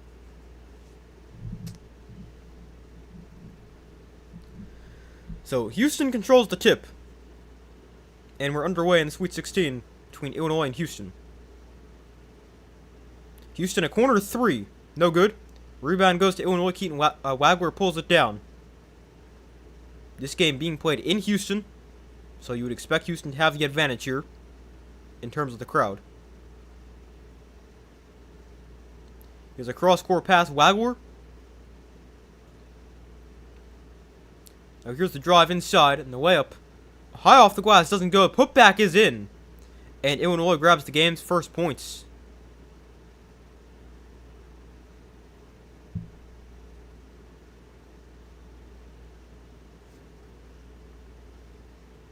No, that is not even accurate. They just put up Houston beat Vanderbilt in the second round. Not true.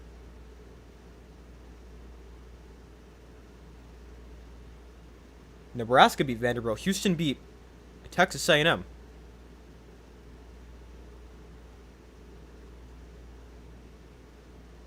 Houston, a dominant defense. Illinois, a dominant offense. Going to be interesting to see how they match up. We have foul called against Houston, so Illinois ball. Wagler with it, and he gets it back.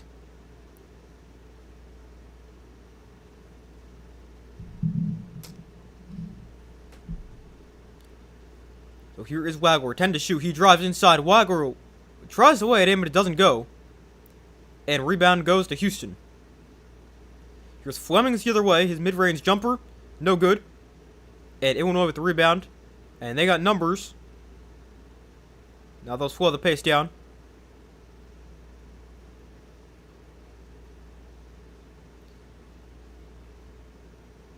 Wagler, 15 to shoot.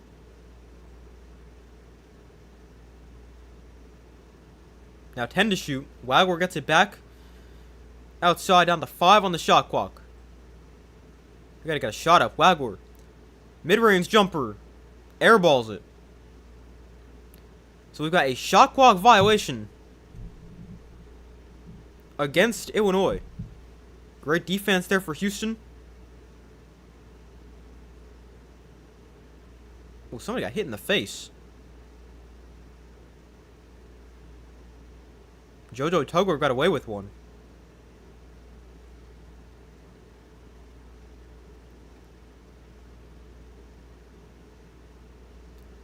Here's Milo's Uzan.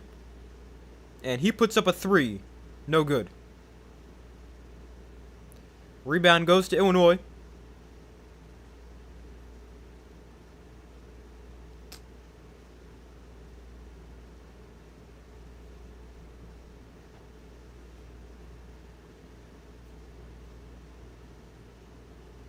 Ten on the shot clock.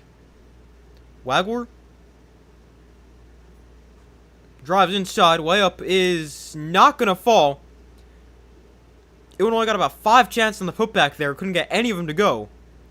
And Houston comes away with it. Here's Kingston. Fleming's driving inside. His layup off the rim, no good. Still no points in this game. 3 minutes in for Houston. Now Illinois the other way. Euro step. Got blocked.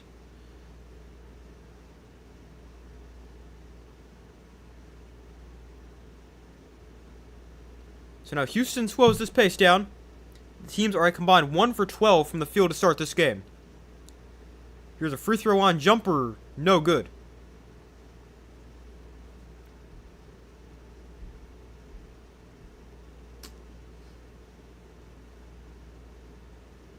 Houston 0 for 6 from the field. Illinois 1 for 7.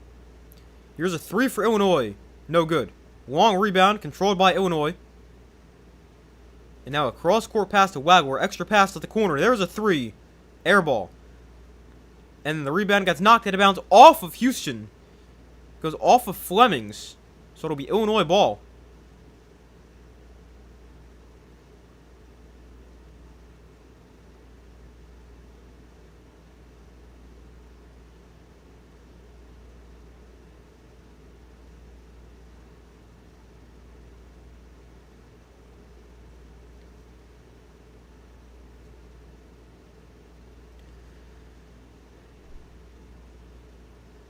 Let's see what we have here.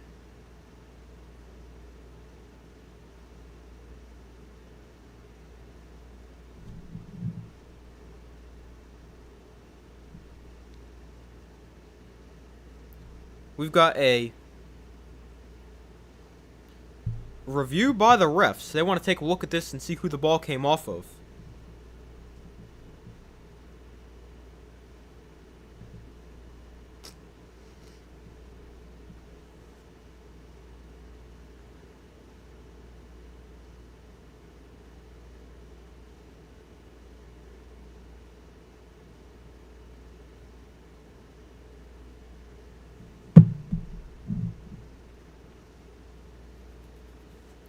But then we'll go to commercial, and we'll check on Arizona and Arkansas for the first time. Arizona up 9-6 right now.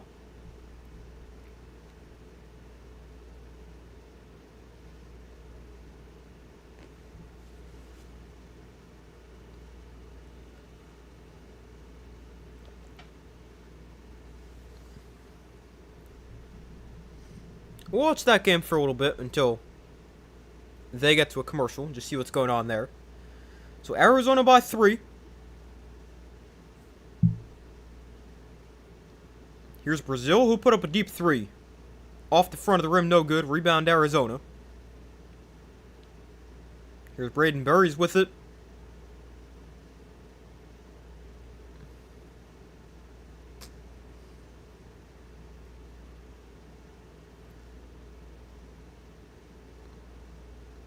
So here's Burries. He spins inside, loses balance.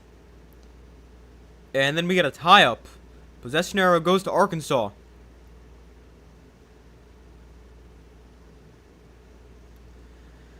So a tie-up gets called. Burries and Thomas tie up. And Arkansas ball.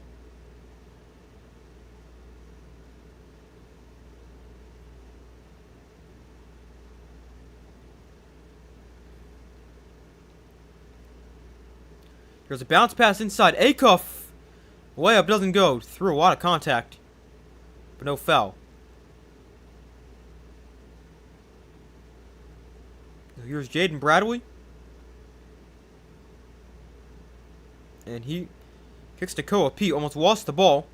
Now here's Bradley in the corner.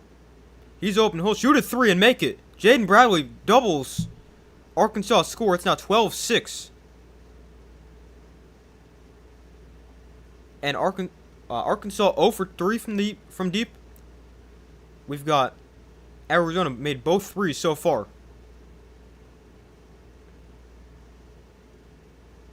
Here's Brazil wide open.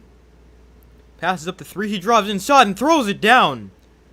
Trevon Brazil with a nice dunk right there.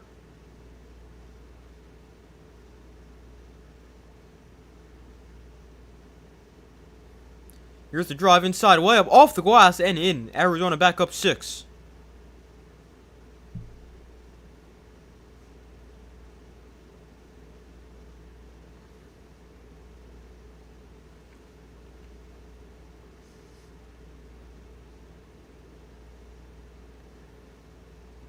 So here's Acuff. He gives it off to Malik Thomas. Now Acuff in the corner. He'll shoot a 3. It's good. The first 3 made of the day for Arkansas. Makes it 14-11 Arizona. With 14.5 minutes to play in the first half. Acuff's got 7 of the 11 points for Arkansas. Here's Pete off the glass. No good. They get their own rebound and throw it down.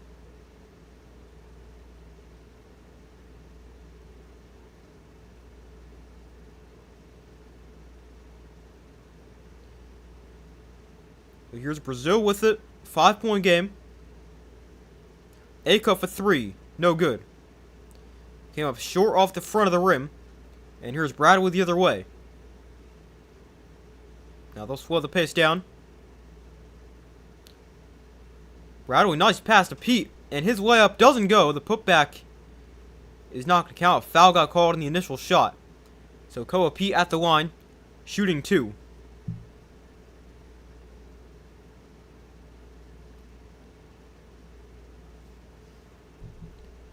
So they go to commercial, and we'll go back to Illinois and Houston.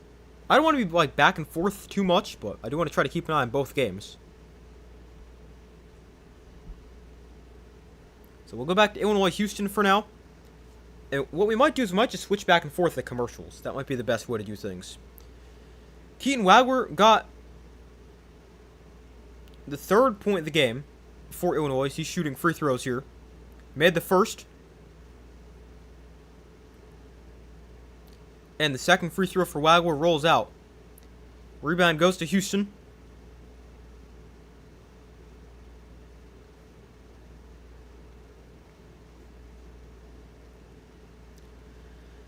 So here is Milos Uzan with it.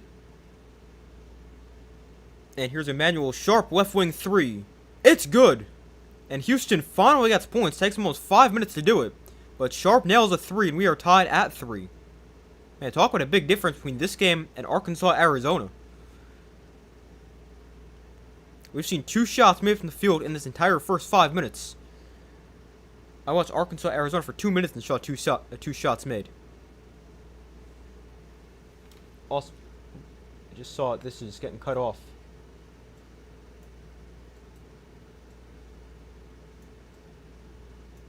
It also says the score is 5-5, so I'm a little bit behind.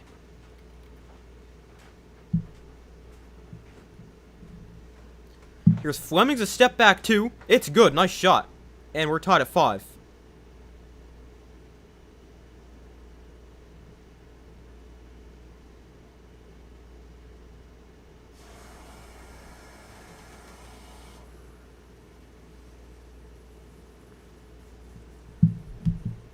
Got a foul called here against Houston as Keaton Wagler draws the foul.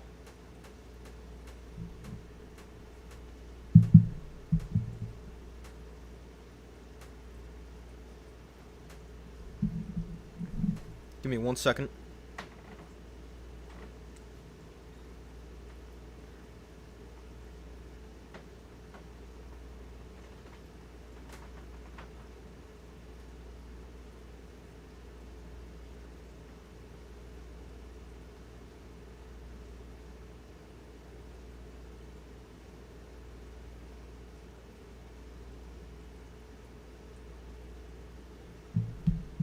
Here's a corner 3 for Houston, and that is good. Milos Uzan gives Houston their first lead. They're up 8-5.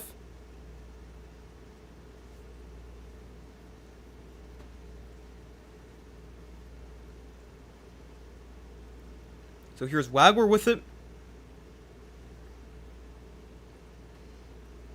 Now he passes back out to Stojakovic here. He drives inside. His layup high off the glass and in. Tough shot.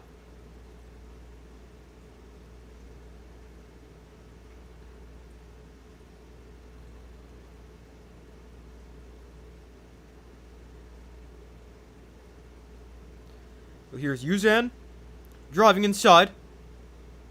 He gives it off here. Now here's Sharp.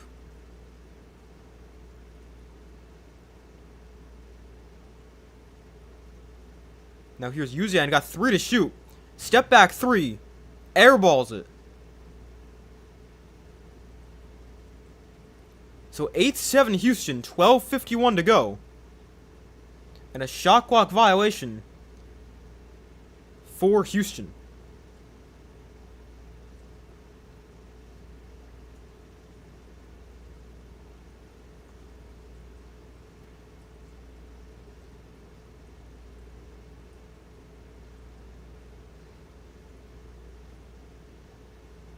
So 8-7, Houston leads. 6 of the 7 points for Illinois have come in the paint. No points in the paint for Houston. There are some more points in the paint for Illinois. As the hook shot goes in.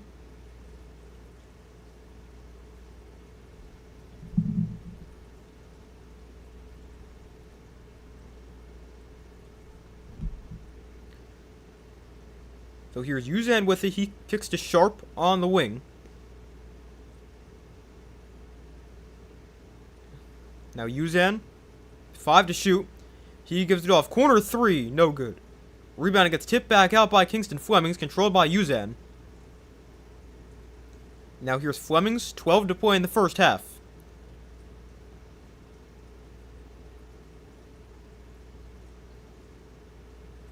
Five to shoot again.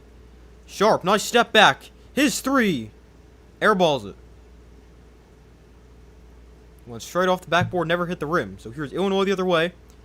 Wagler with it.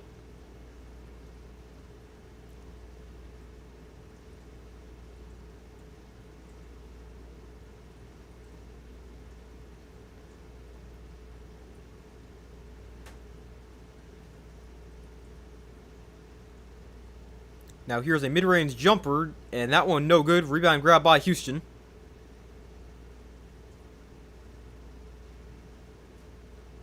So Flemings brings it up the court for Houston.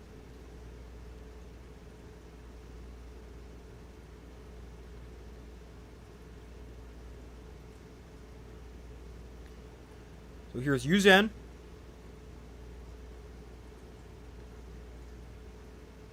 Four to shoot, and we've got a foul called, I believe, against Illinois.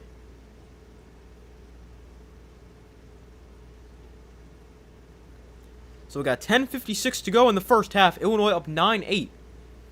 And they'll go to another TV timeout.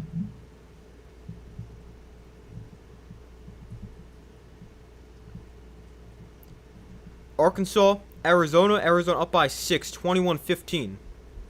And while we're at commercial, let me actually refresh this page just to make sure I'm up to live and I'm not delayed anymore.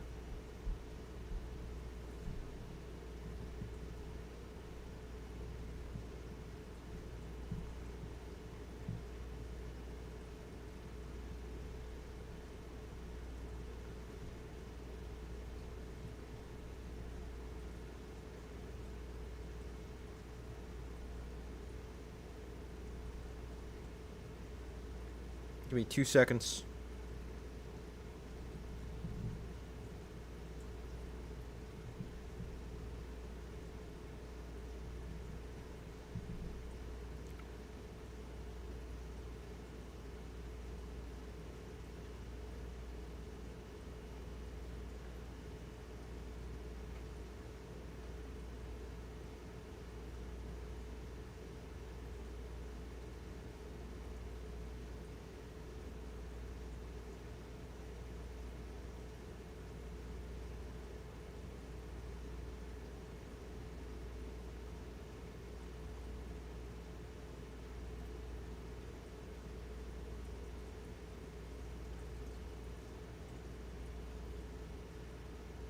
Hold on, I'm trying to figure out how to do something.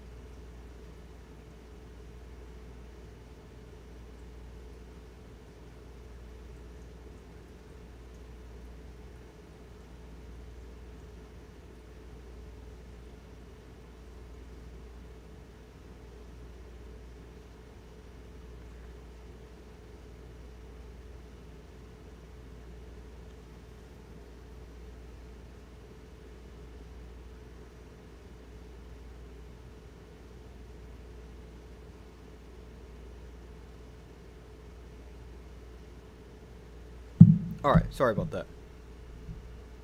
But we're good now. But Arizona's up by 10 on Arkansas, 25-15.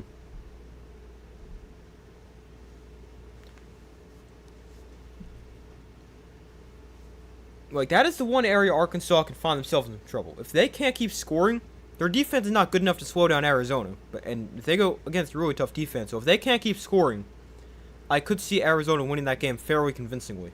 Although, I mean, I do think this Arkansas offense is so good. They're going to score. I mean, Darius Acuff might be the best player in the country.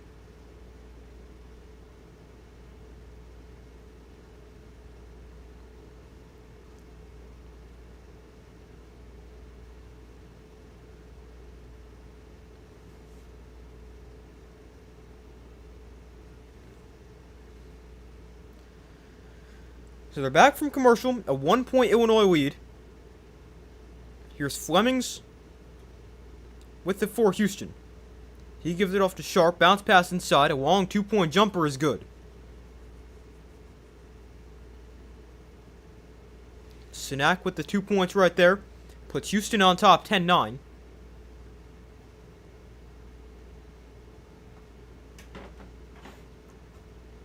Here's a 3 for Illinois, it's good!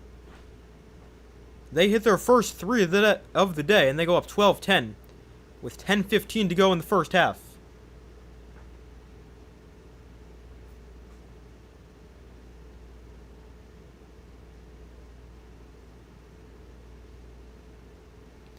So here's the drive inside, put the brakes on.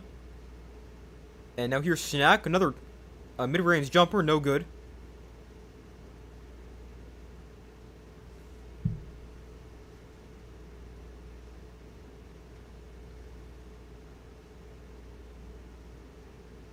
So Yakovitz drives inside, kicks out, extra pass to the corner, thought about a 3. Now work his way inside, and the hook shot off the glass goes in. 14-10 Illinois.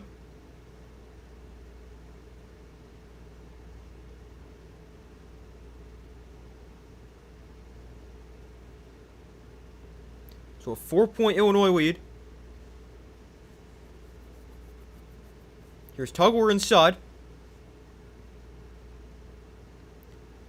10 to shoot. Tugler turnaround shot is good. 2-point game.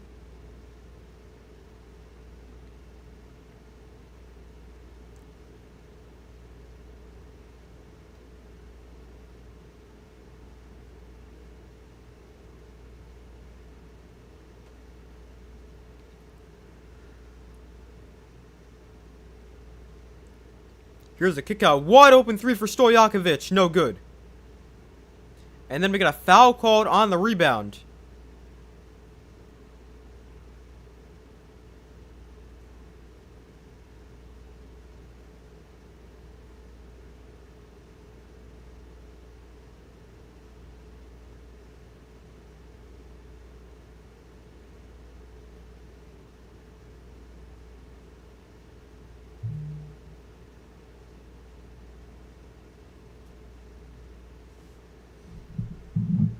Oh my, this is kind of crazy. Jordan Pope played on a broken foot. He broke his foot against Gonzaga. And he played on a broken foot today and scored 12 against Purdue, even though they ended up losing. That's still really impressive. A broken foot. That's crazy. Sinak, another mid-range jumper, no good. He's attempted 3 from like the same spot in the last 2 seconds. Now here's a steal by Houston. Sharp brings it the other way.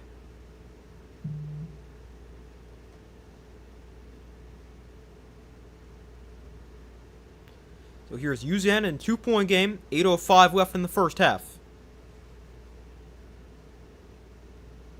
Here's a bounce pass inside the Tugler. And his shot goes in. Ties the game at 14. Tugler's got the last 4 for Houston. This is the third tie. Fourth, we've seen 4 lead changes. The largest lead, Illinois by 4. I think Houston's lead was 1. Here's a 3 for Illinois. No good. Rebound, Houston.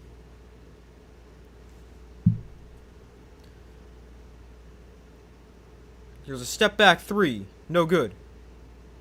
And then a foul gets called on the rebound. And a go against Illinois. As Sinak went tumbling to the floor.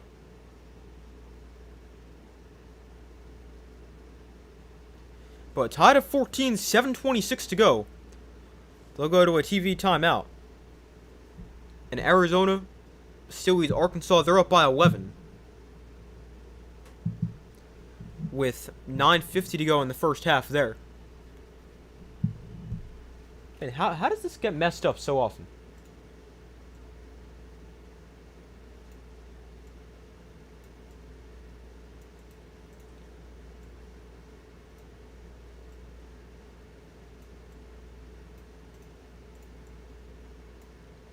Alright, that should be good.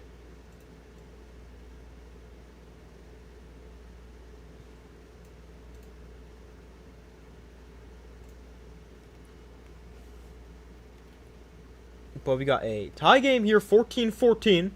And Arizona leads Arkansas by 10, 28-18.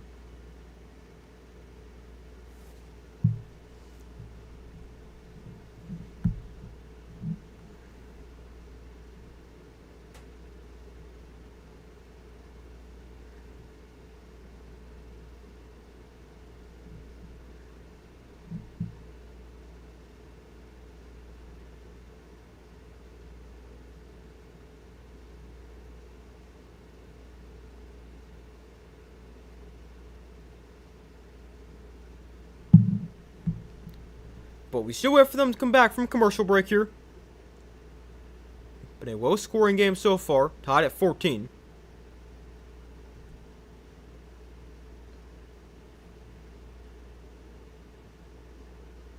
Arizona scored as many as these two teams combined, and they're not even as far into the game as this game is. I mean, they are also playing against Arkansas's defense isn't the greatest.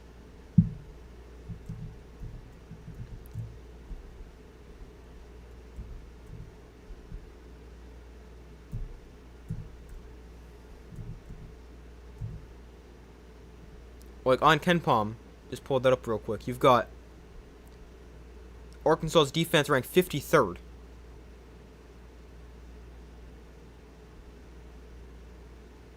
So, not the greatest.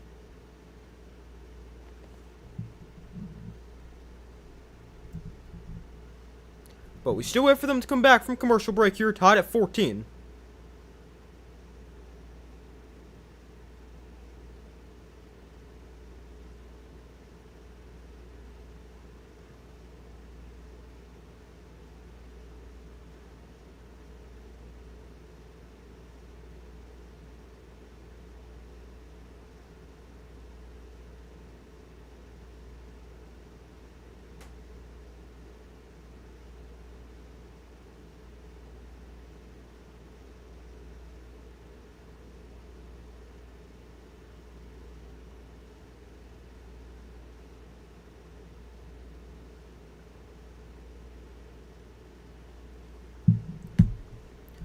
Alright, so now they're back from commercial here. Arkansas has cut the lead to 9 for Arizona, but Arizona still does lead by 9. So tied at 14. 7:25 to go. Tugwell hook shot doesn't go. Rebound goes to Illinois.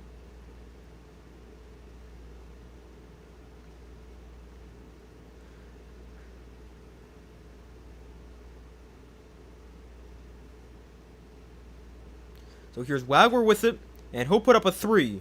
No good. Rebound. We got a foul call on the rebound.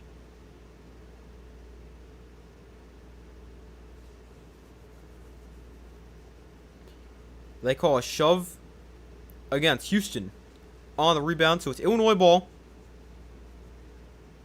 That is the 5th team foul against Houston. Here's Wagler. Drives inside, and his layup, no good. Through some contact.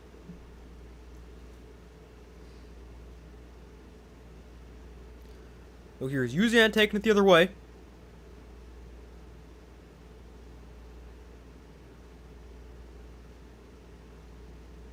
And here's the pass inside. Free throw line jumper, no good. We stay tied at 14.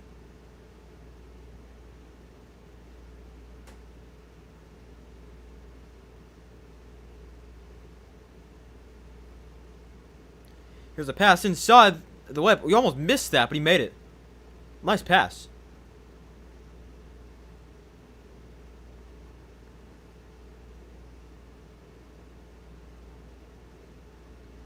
Illinois 12 of their 16 points in the paint. Houston just 4 of their 14 have come inside.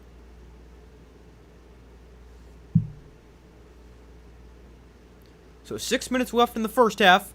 Here's Uzan. He gives it off to Tugler. His floater, no good. He gets it back, though. And here's a wide open 3. Also no good. And now Illinois comes away with the rebound.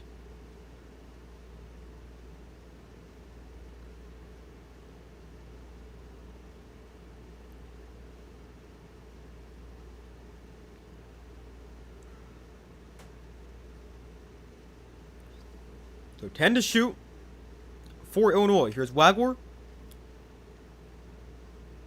He got fouled on the floor.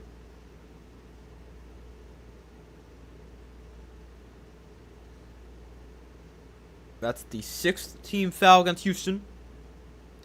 Illinois with 2 team fouls. 5:28 to go in the first half.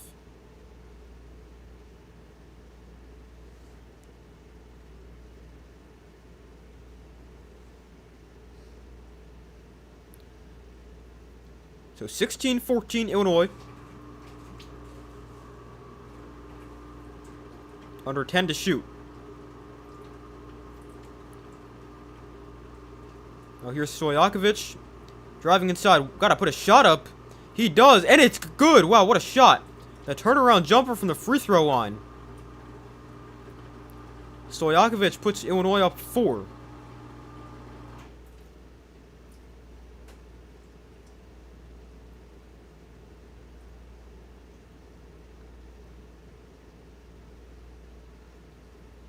So here's Uzan with it.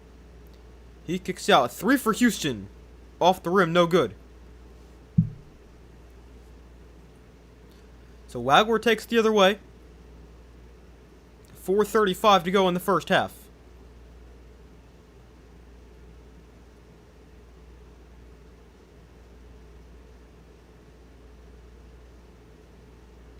Here's Stojakovic for 3. It's good. Illinois up by 7. The largest lead of the day for either side. 21-14 and a timeout, Houston. 4:19 to go in the first half. Illinois goes up by 7.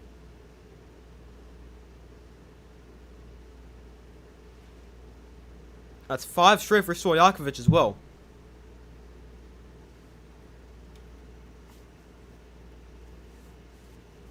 Still a 9-point game between Arkansas and Arizona, 36-27. Stojakovic has 9 for Illinois. He's got 9 of their 21.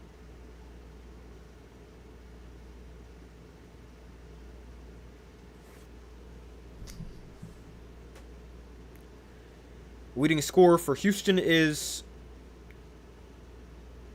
a Tugler with 4. Illinois also won a 12-4 run in the last 6 minutes and 18 seconds. And they lead by 7, which is their largest lead of the day. Houston, the most they've led by was 3.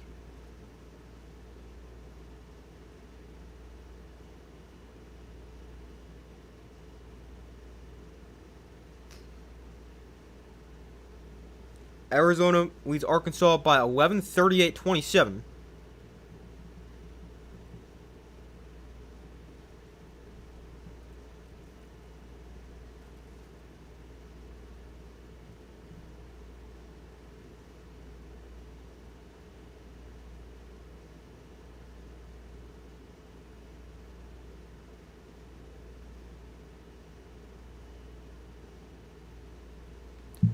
But we still wait for him to come back from commercial here.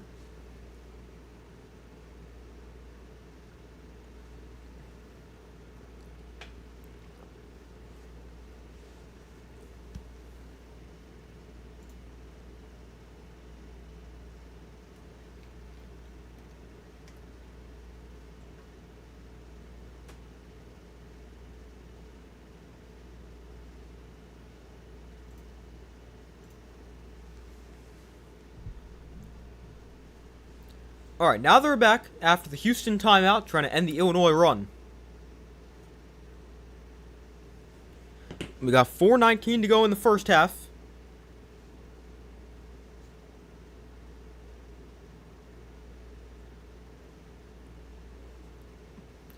The annoying thing about these games starting at the same time, they're going to go to halftime at the same time. So again, we're going to be stuck with not much. Although, I mean, we could talk about like stats and stuff like that. So it's not quite as bad as in between games, although still a little annoying.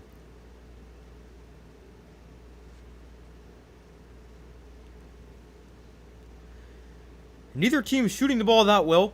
They're a combined 4 for 19 from 3. But it's been a little bit better recently. Houston, they've been trailing for 10 minutes and 59 seconds today, after trailing for just 5:03 in the first 2 games combined.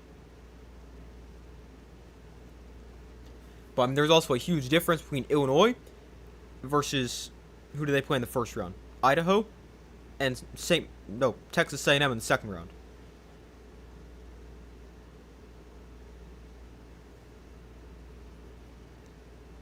There's a 3 for Houston off the mark. No good. So Wagler with it for Illinois. There's a cross-court pass. It goes out of bounds. Bad pass. And a turnover for Illinois. Throw way over the head and wide of Stojakovic.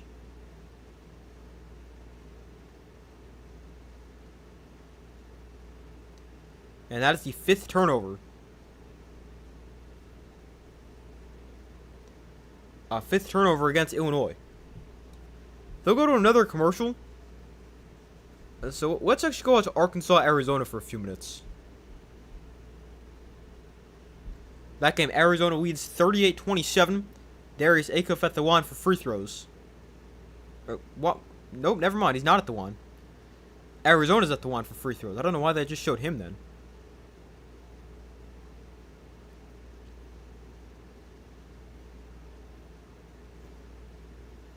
So both free throws are good. Make it 40-27 Arkansas. Man, they might score 100. This Arkansas defense not great. Arizona, their largest lead tonight, as they're up by 13. Here's Richmond. Now Brazil in the corner. He puts up a 3. Airballs it. And Jaden Bradley dives on the floor for the rebound. And here's the pass up ahead, way up, no good, but a foul gets called. So more free throws for Arizona.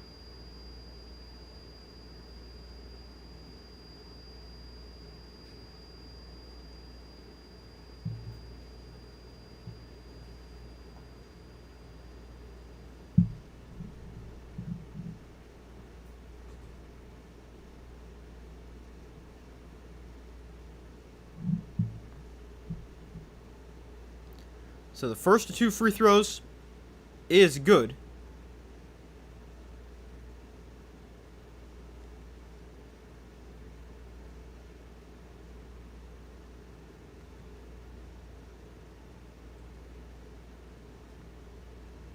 Second free throw is also good. So a 15-point Arizona lead with 5:18 to go. So here's Acuff with it. Now here's Richmond. Richmond drives inside and lays it in. Nice layup right there. So a 13-point Arizona lead. Here's Bradley in the right wing. Arizona shooting 67% from the field. That's crazy. Now here's Braden Burries. Burries driving inside. And his fadeaway jumper is good, as it rolls in off the back of the rim. 15-point Arizona lead once again.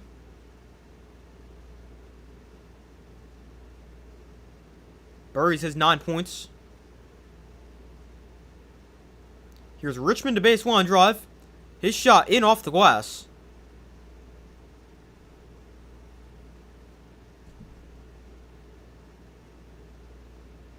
Richmond's got 4 points. So Bradley. Pass inside. Here's Koa Pete. And Pete, his shot doesn't go. Now Acuff run the floor the other way. He gets fouled. That is the 6th team foul against Arizona.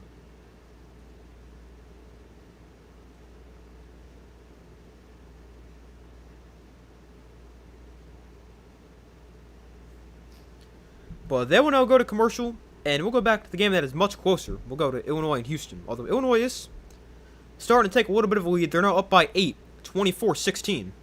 As Kingston Flemings misses a 3 with 3 minutes to go in the half.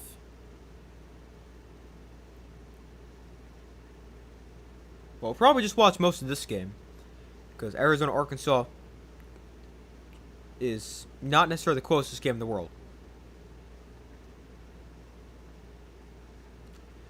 Stojakovic for 3. Rattles out. The rebound gets tipped out of bounds by Illinois, so they can't control it, so it's Houston ball.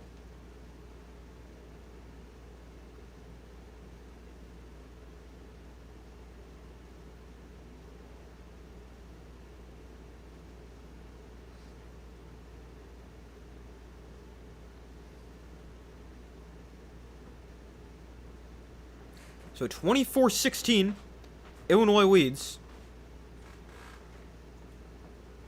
Here's Uzan. He kicks to Flemings.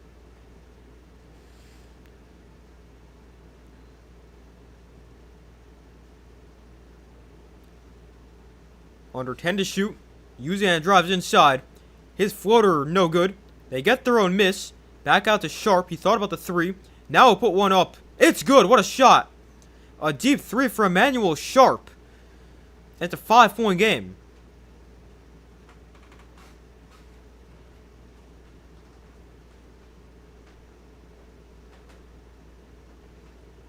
Now here's Illinois with the 3. That one's no good.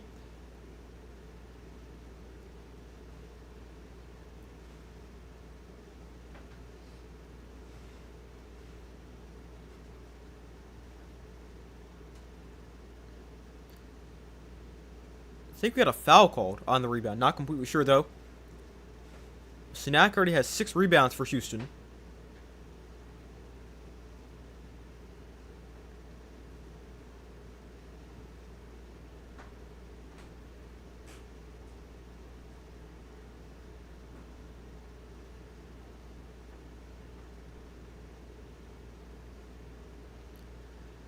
So Uzan with it, 90 seconds in the half. 5-point game. Here's a 3 for Houston. Sinak can't get it to go. So Illinois the other way. Here's Wagler. He gives it up. Now here's an Illinois 3. A high bounce off the rim. And no good. Actually went up on top of the backboard. So it's Houston ball.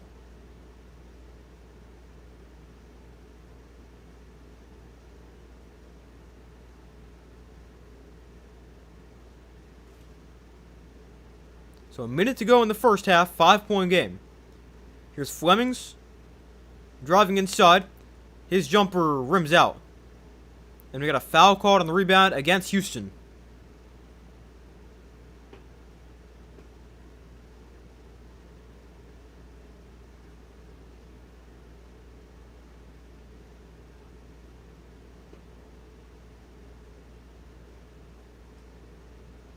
.1 to go in the first half. Illinois by 5. That was the 7th team foul against Houston. So it sends Illinois to the line for a 1-and-1.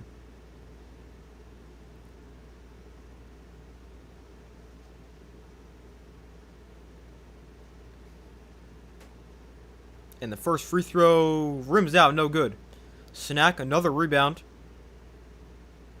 So 50 seconds to go, Houston ball. Here's Fleming's pass inside. Extra pass gets almost knocked out of bounds, but Wagner able to save it.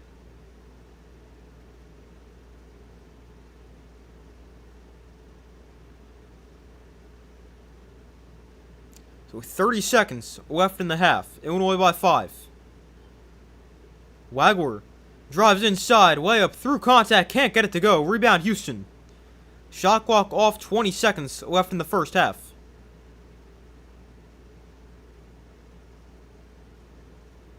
So here's Flemings. Now 10 left in the first half. And Flemings gets fouled with 8.3. That is just the 4th team foul against Illinois.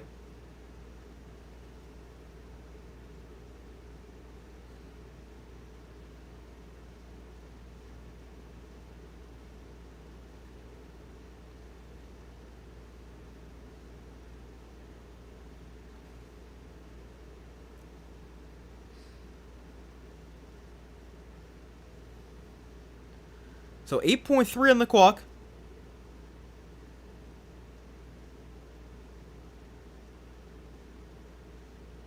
They get it into Flemings, and he gets fouled again. So 6.1 left in the first half now.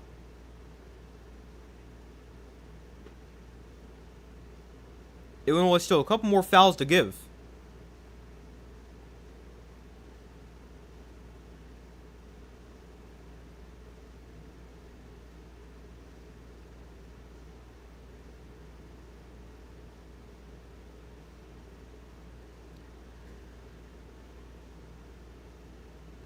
And we get another foul called. This time against Stojakovic. But still one more foul to give.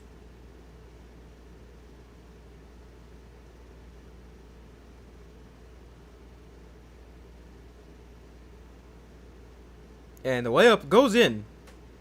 Sorry, I was not paying attention right there. I didn't realize they inbounded the ball. My bad.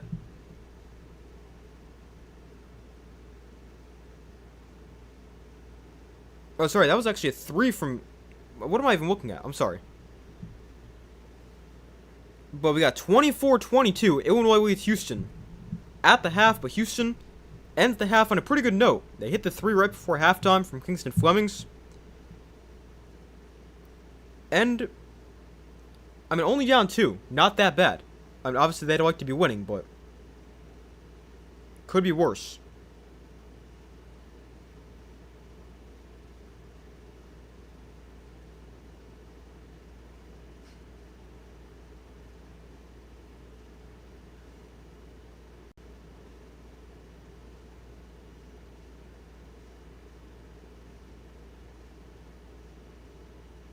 Give me 1 second.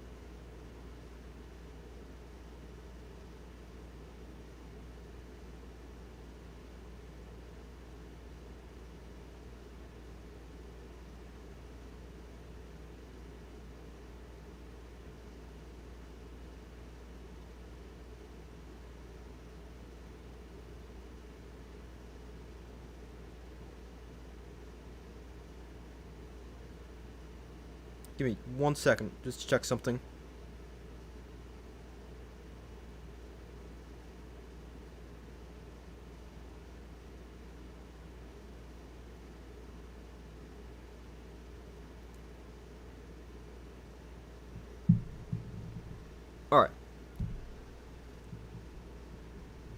Arizona, Arkansas, a 13-point game. Watch that until they get to halftime. 2:11 to go.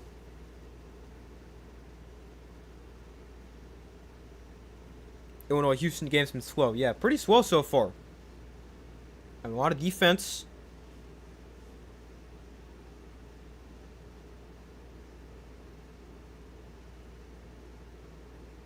And those teams have combined for 46 points in the first half. Arizona scored 48 themselves.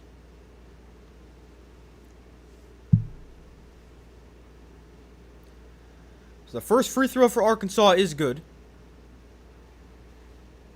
48-36. Arizona leads.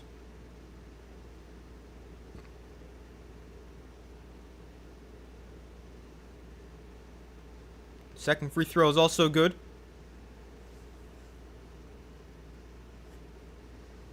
So Jaden Bradley brings it up for Arizona. Acuff has 7 for Arkansas. There's a cross-court pass. Braden Burries. Pass it inside. And that shot going to go in. That's 50 first half points for Arizona. Arizona's going to be hard to stop, yeah. They're going to be really hard to stop, especially if the offense continues to play like this. Here's Acuff driving inside. He kicks out. Malik Thomas now drives inside. Euro step, and that one's in. 11-point game. Minute 25 to go in the first half. So here is Jaden Bradley. And here's Pete. High arcing shot, no good. Sorry, that was actually not Koa Pete. That was somebody else. 1:05 to go in the first half. Thomas step back 3. No good. Rebound goes to Arkansas. Here's Richmond driving inside. He can't get that to go, but a foul gets called. It goes against Arkansas on the rebound.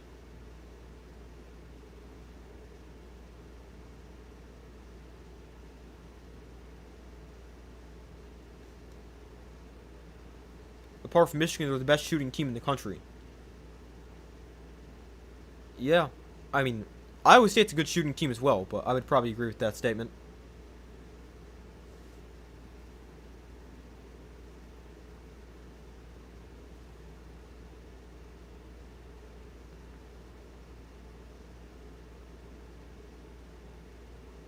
Or Iowa State is, at least when it comes to the 3.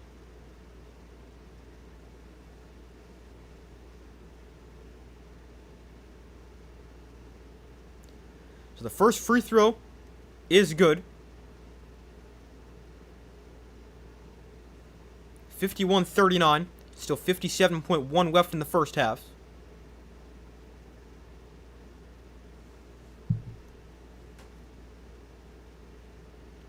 And second free throw is also good. 52-39.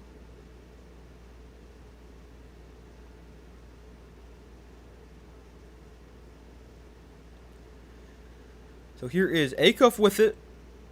Arizona 146 wins in the past 5 years, which is the most by any team without a Final Four appearance. I'm obviously looking to get there this year for the first time in like 25 years or something like that. Acuff gets the rim and puts it in. 35 seconds left in the first half. Darius Acuff has 9 points for Arkansas, 3 for 8 from the field.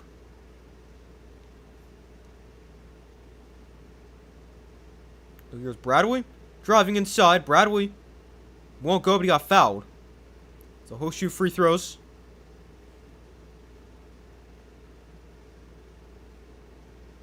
That is the 11th team foul in the first half against Arkansas.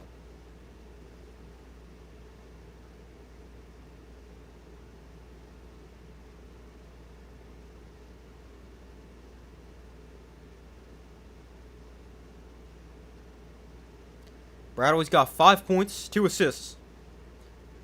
At the line here.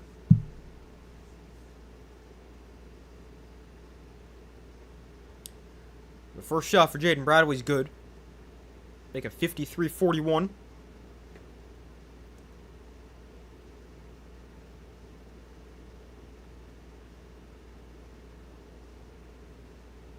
And his second free throw is also good. 54-41. 20 seconds left. Arkansas can hold for the final shot.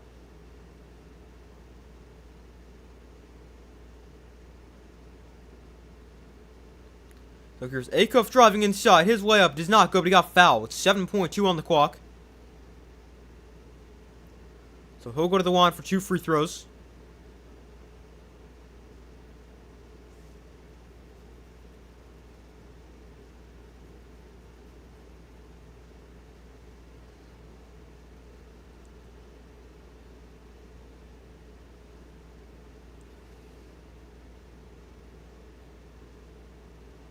And the first free throw is good for Darius Acuff.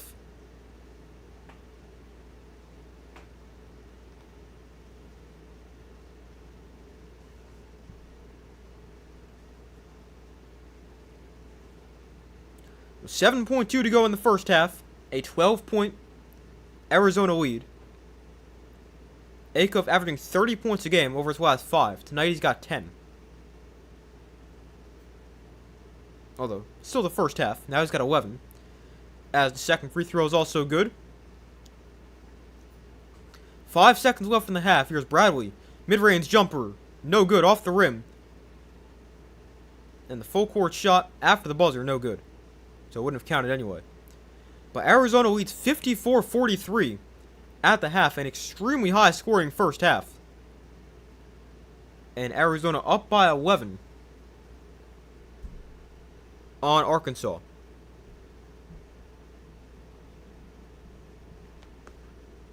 Man, it is actually crazy how different these two games are.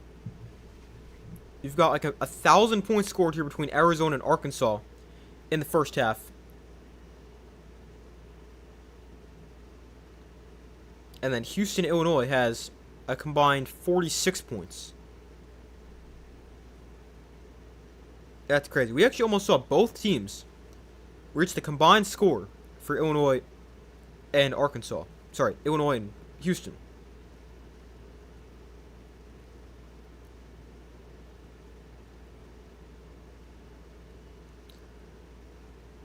But Arizona shooting the ball really well. They're 68 or 64% from the field. 18 for 28. 3 for 4 on three-pointers. Arkansas, they're 46.9% from the field. 15 out of 32. And they're 2 for 12 from deep.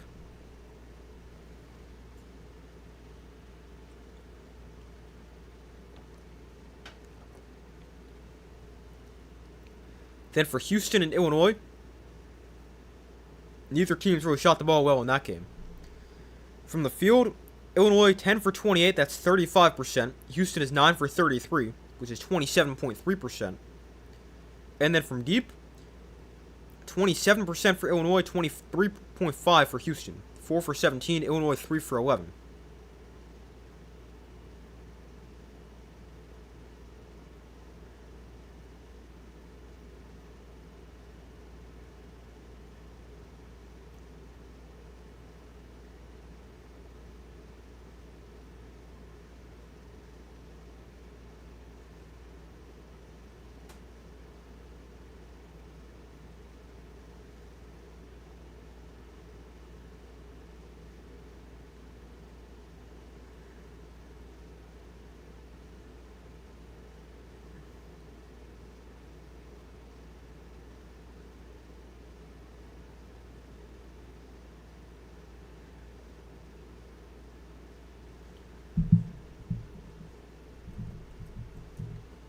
But we're at halftime of both games, which is part of the problem with starting both games at the same time.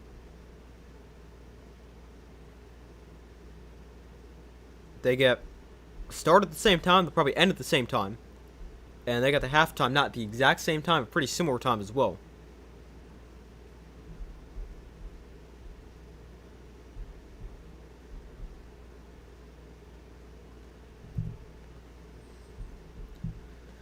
But so far, my second chance bracket, I'm 2 for 2.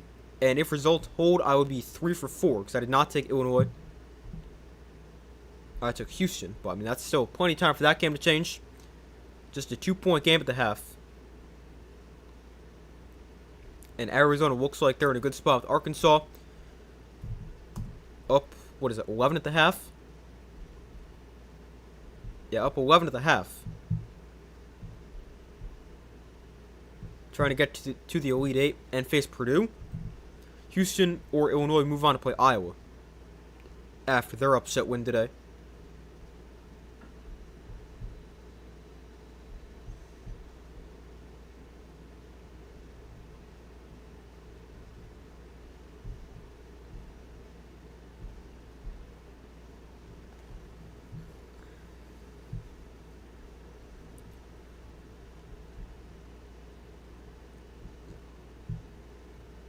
Leading scorer for Illinois is Andrei Stojakovic with 9.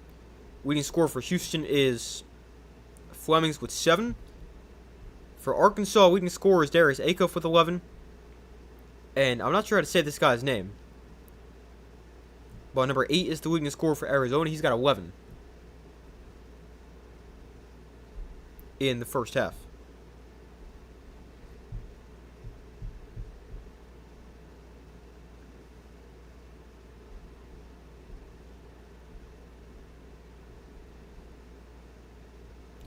But the second half should start in a few minutes for Houston and Illinois. Right now, Illinois out-rebounding Houston 24-20.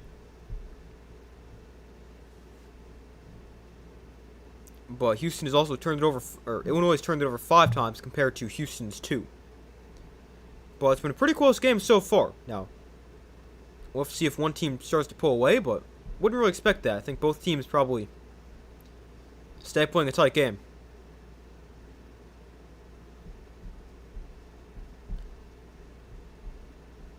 Then tomorrow we got 4 games. We got Michigan State, UConn, Duke St. John's, Michigan and Alabama, and Iowa State, Tennessee. All 4 of those games should be pretty good. My predictions for tomorrow, I took St. John's, UConn, Michigan, and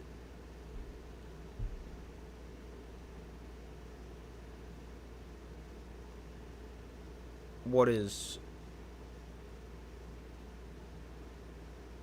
the final game? Oh, I took Iowa State to beat Houston.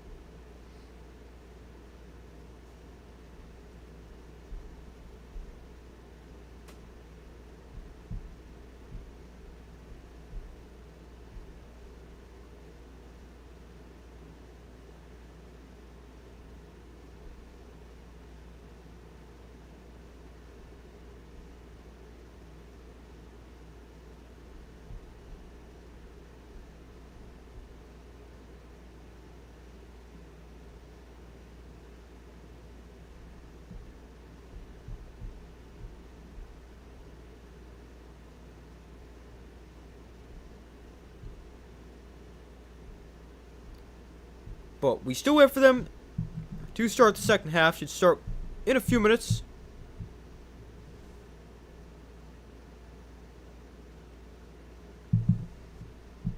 I'm not sure exactly how long we've been at halftime for Houston, Illinois.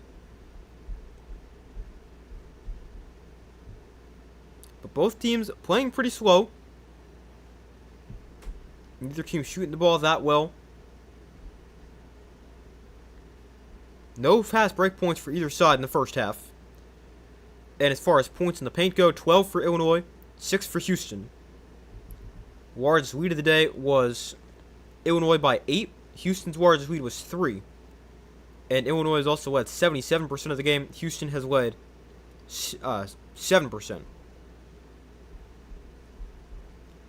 then for Arkansas, Arizona, Arkansas has not led. Arizona's largest lead is 15, and they've led for 98% of the game. And in that game, both teams 26 points in the paint.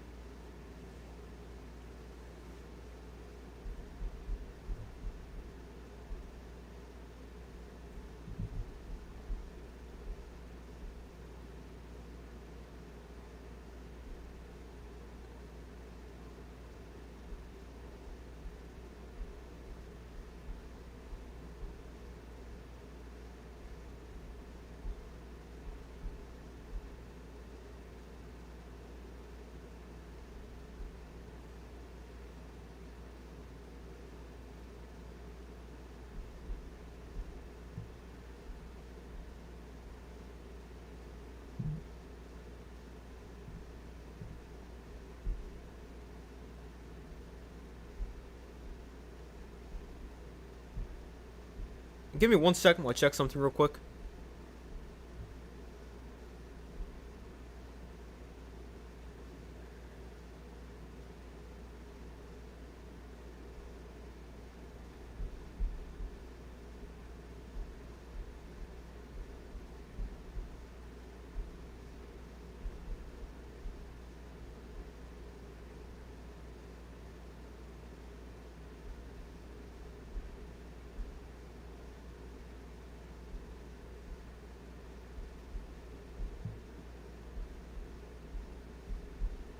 Give me 1 second.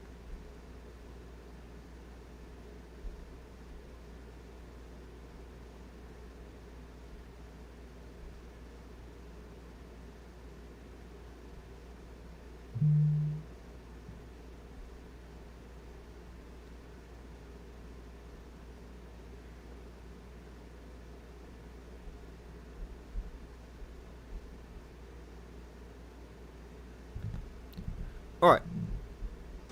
Sorry, we still wait for them to come back from halftime. I'm just kind of like out of things to say right now, so not really sure what to talk about.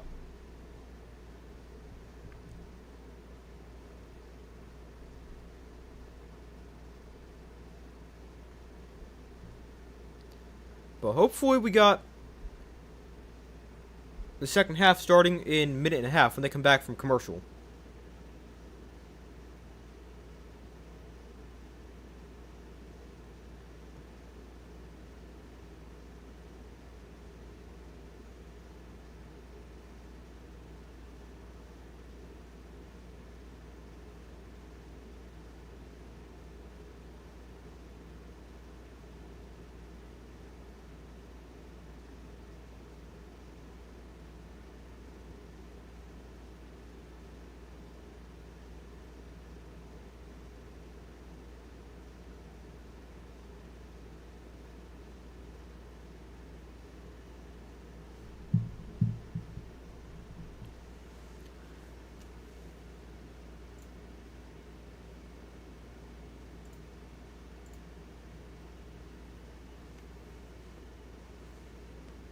Alright, yeah, I definitely think we should start the second half in about 30 seconds when they come back from commercial.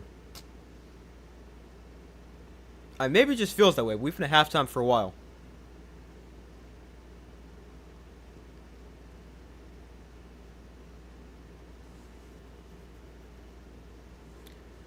But this was actually a game I had in my original bracket. I took Houston to get the win. Also picked that in my second chance bracket.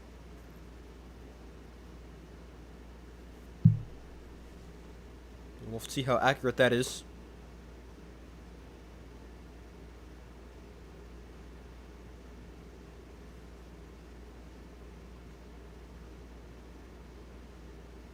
Actually, Arizona-Arkansas is also a game I had in my original bracket. And it took Arizona both in the original and second chance.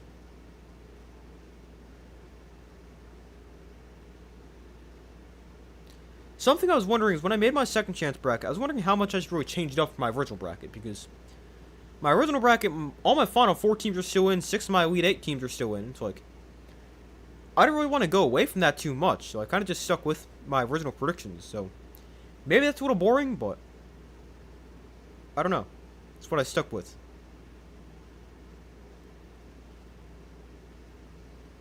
All 22 points have been scored by Houston starters.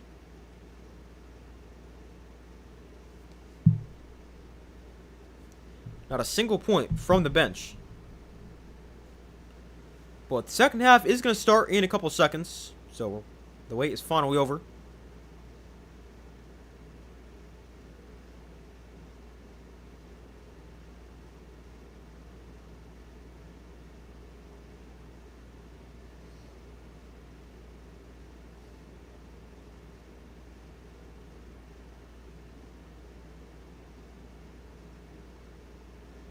Alright, so we start the second half.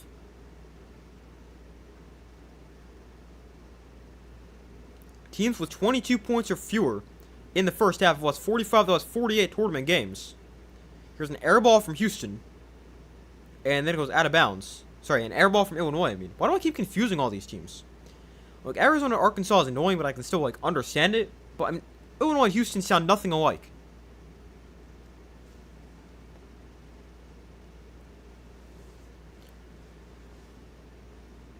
So a 2-point game. Here's Fleming's bringing it up for Houston. 30 seconds into the second half. Bounce pass inside. Tugwar bounce pass to Sinak. He throws it down. Tied at 24. Nice pass from Tugwar. So here's Wagwar.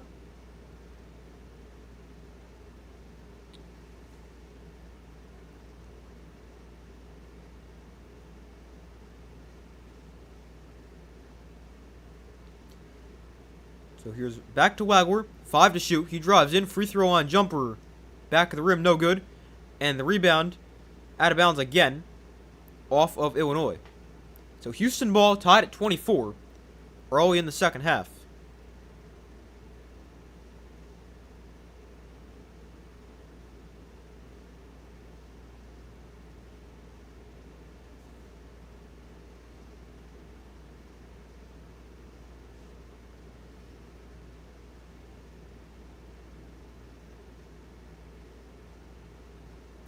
We got a foul away from the ball here. First foul of the second half goes on Illinois.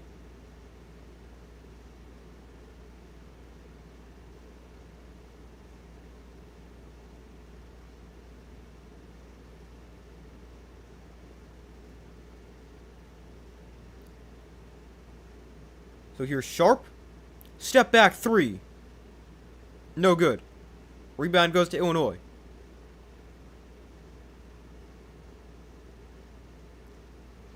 Wagwar.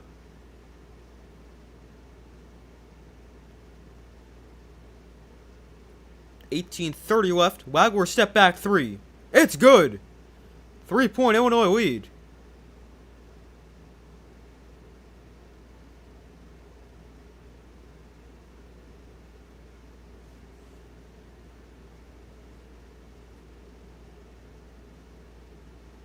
Here's Tugwar inside. His layup off the glass and in.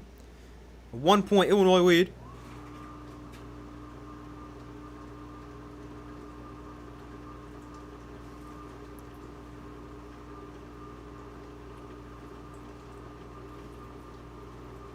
So here is Wagwar. Cross-court pass. Pass to the corner. Wide open for 3. No good. Rebound goes to Illinois. Wagwar gets it back. And his second chance points go in through the contact of Chris Sinak. No foul gets called.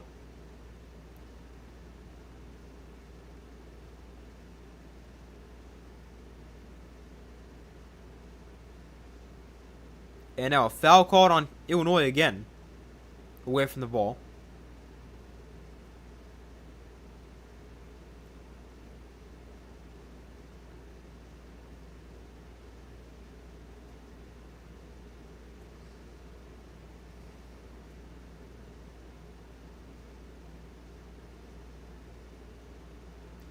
So a 3-point Illinois lead, 17:24 to go in this game. Boswell's going to sit for Illinois with 3 fouls after he picked that one up right there.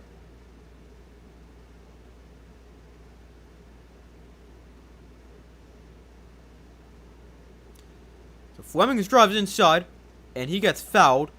The layup goes in, but let's say the foul came before the shot and called it on the floor. So they say the foul was on the floor.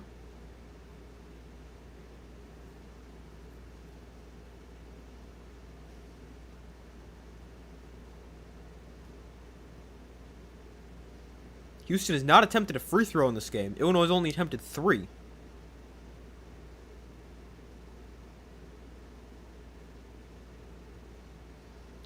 So here's Uzan. Going to his right. Floater. No good. Off the rim. Rebound goes to Illinois. I got people flying everywhere here. Here's the drive inside. Extra pass. Off the glass and in.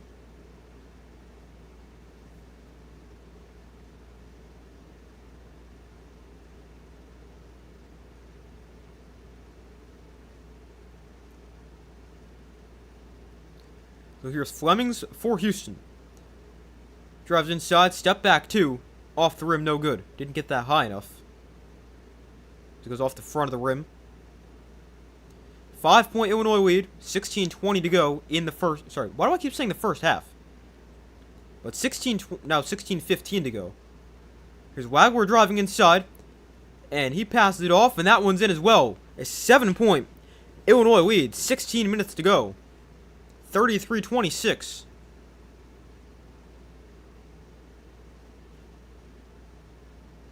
And we got a timeout by Houston. Illinois on a run here to start the second half. Up by 7, 33-26.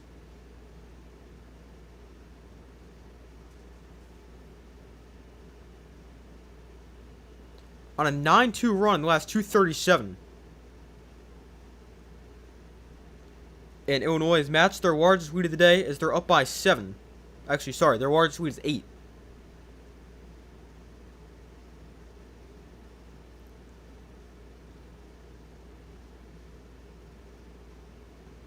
But Illinois is starting to hit some shots, and they're up by 7 here.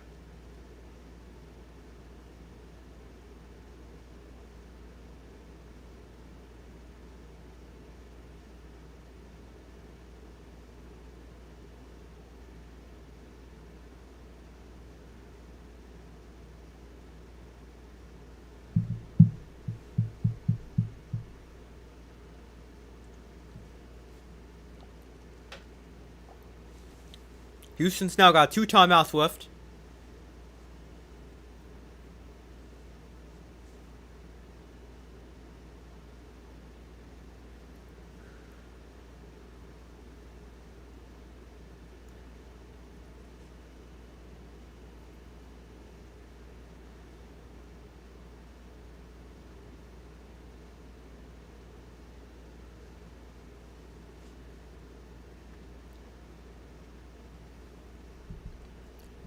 But we wait for them to come back from commercial.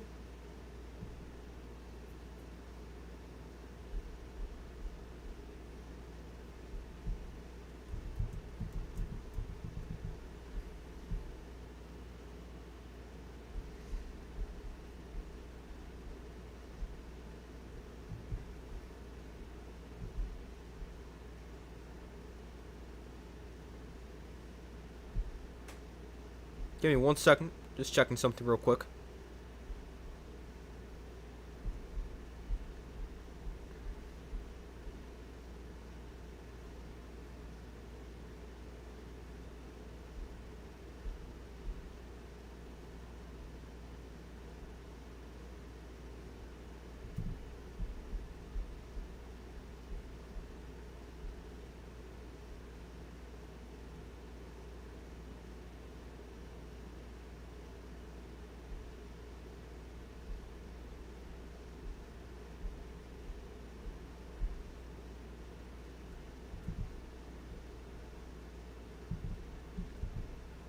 Alright, they're now back from commercial after the Houston timeout. A 7-point Illinois lead. 33-26.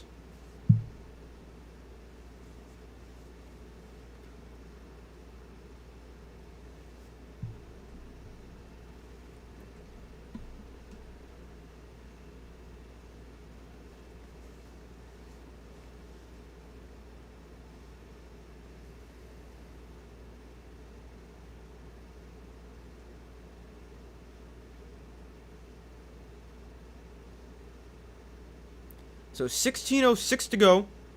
Illinois by 7.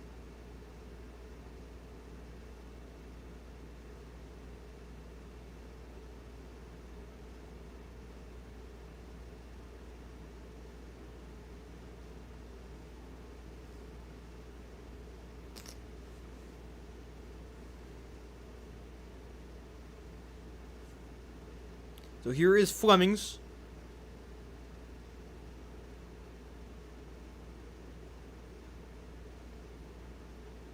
And that pass gets tipped out of bounds off Illinois. Wagler got a hand on it. It goes out of bounds off him, so it stays Houston ball. Okay, and they're going to go to another commercial. This is something that drives me crazy. There is no need to go to commercial again. Like, I know it's just what they got to do with TV stuff, but you can't try to space them out a little bit better. It's just so annoying. But the second half of Arizona Arkansas started. We'll watch that for a few minutes until they come back from commercial. As Arizona just nailed a 3. Or actually, a long 2 from Darius Acuff. A 13-point game there, 60-47. Pass inside. And that one goes in. 15-point Arizona lead.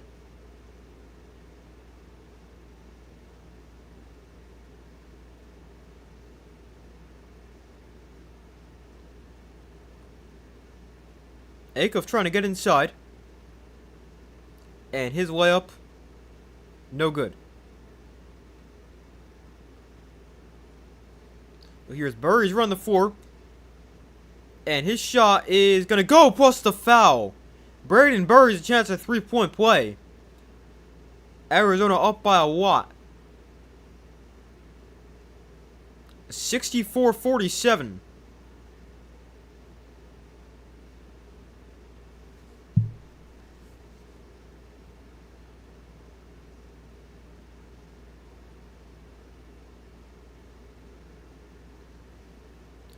Braden Burry's is 11 points. Trying to make it 12 right here.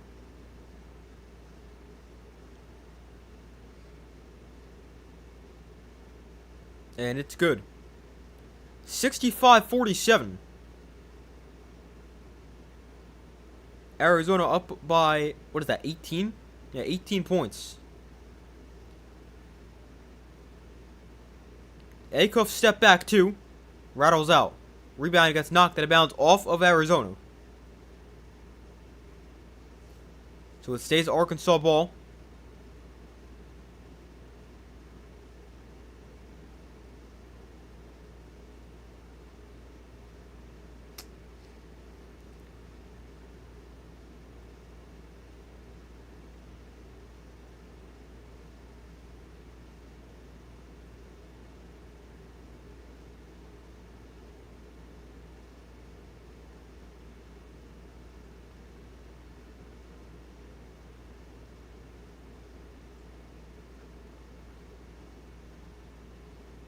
So 17:01 to go in the game.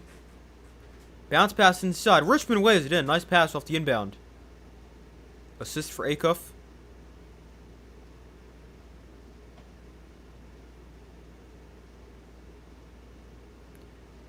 Here's the drive inside. Reverse layup won't go. They get it back. Burries finds Bradley up top.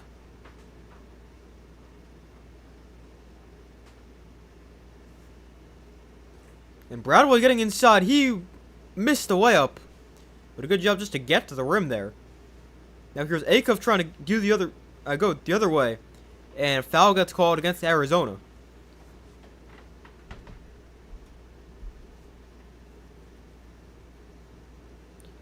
And, I mean, that game's still not the closest. We'll go back to Houston, Illinois. Now they're back from commercial. Here's a sidestep 3 for Illinois. It's good. 10-point Illinois lead. 36-26. 15 minutes to go. This would be a bad loss for my bracket. I mean, I know it's still a lot of time left, but this would be bad if Houston loses. Because I got them in the national championship game.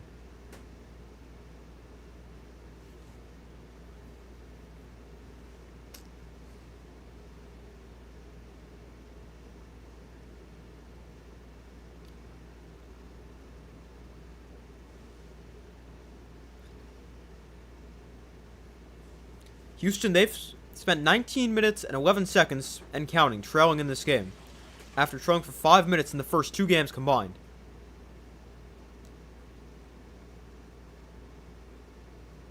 Here we got another 2 points for Illinois, and I think we got a foul called as well. So a chance at a 3-point play would put Illinois up by 13. Nice passing right there for Illinois.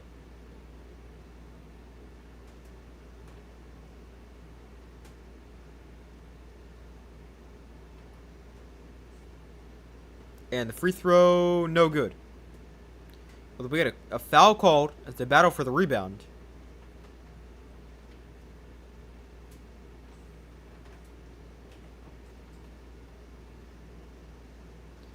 It is an 11-0 run for Illinois.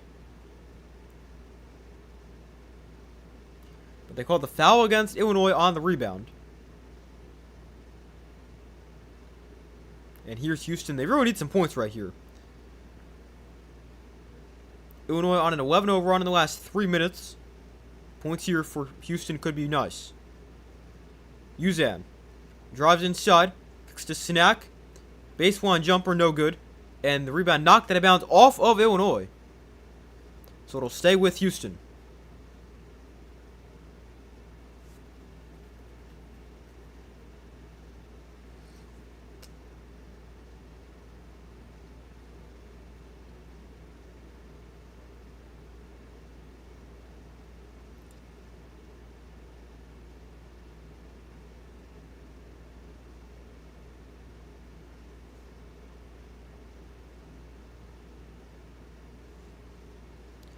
So here's Tugwar inside. He passes at the corner for Flemings. Step back three.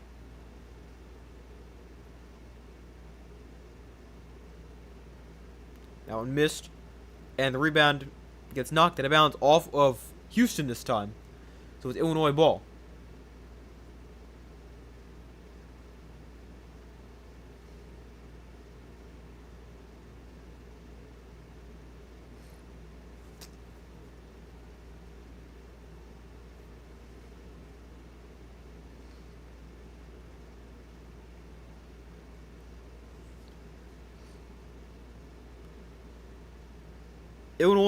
Houston 9 for 33 from the field in the first half, 2 for 8 here in the second half. Just really not hitting their shots. Here we got an offensive foul against Illinois. No, hold on. They're going to get Houston there. I thought that was...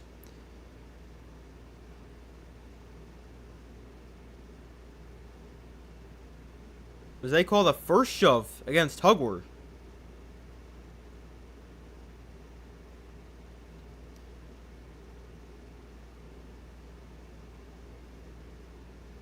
So Tugwar go to the bench with 3 fouls, 6 points.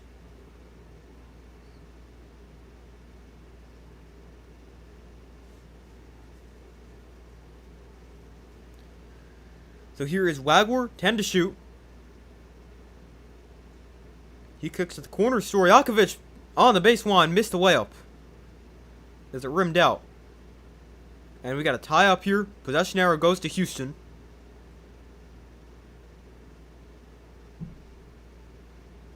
Kelvin Sampson wanted a foul.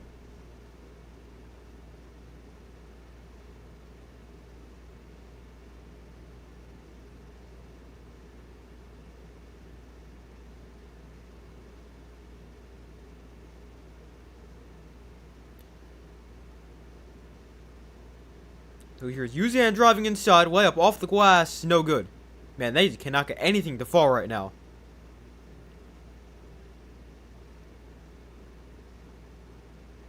Houston 2 for 9 from the field this half.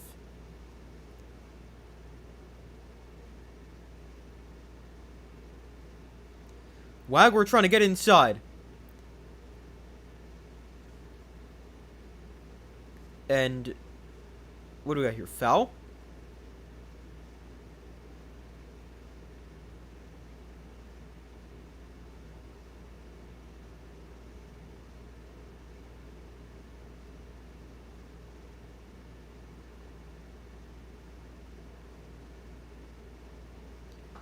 And they caught a foul against Illinois. So here's Houston. Down by 12. No points in the last 5:09. It's been a while. They scored just 4 here in the second half. Here's a step back 3. That won't go. Shocker. They really cannot get anything to fall.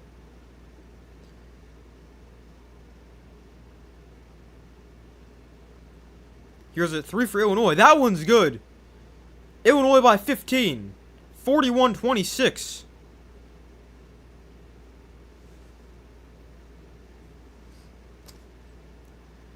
Houston's got to find a way to get some points right here. A 14-0 run for Illinois in the last 5:25.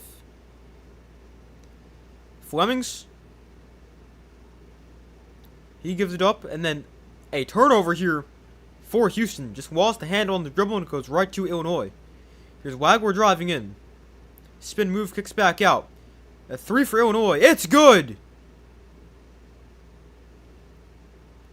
44-26. Another timeout by Houston. 11:52 to go. Man, this does not look good for Houston. Illinois starting to heat up, and Houston cannot hit a shot.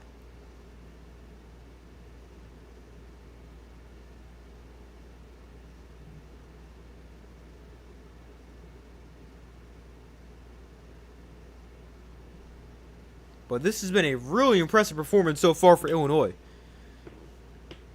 The defense especially. I mean, Houston, they're shooting 26% from the field. They're 11 for 43. And Illinois is up by 18.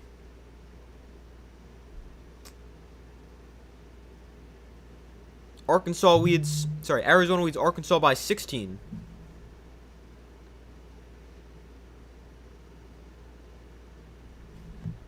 As they're up 69-53 with about 5 minutes into the second half right there.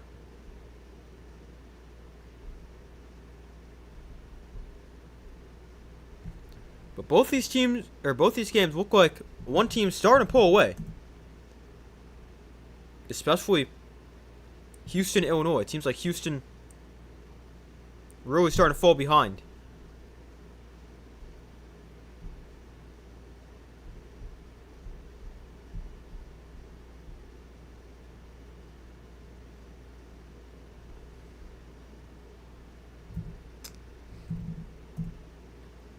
But Houston now just one timeout left. They've already spent 3 trying to stop Illinois runs.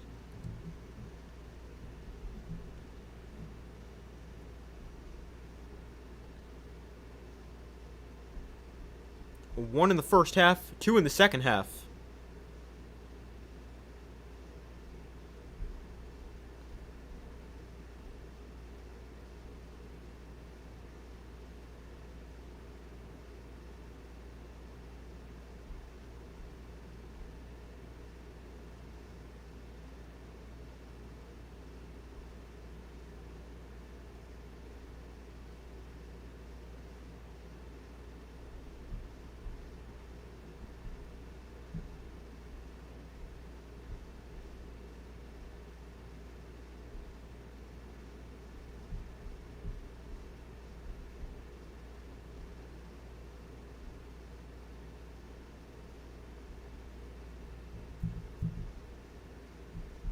But we still have to come back from commercial.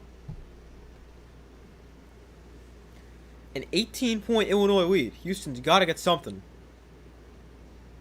But it does not look good for them right now.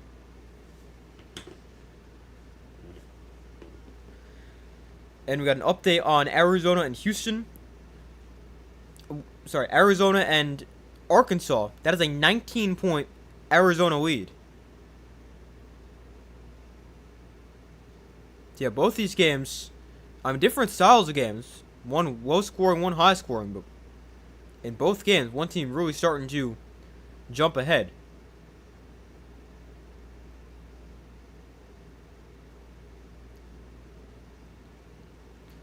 Houston, no points in the last 6:14. And during that span, Illinois on a 17-0 run. Flemings gets inside, gives it up to Tugler, lost the ball. Snack ends up with it. And the ball ended up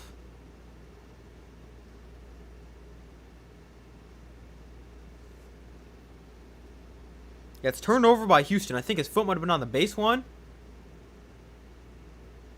Yeah, he stepped on the baseline.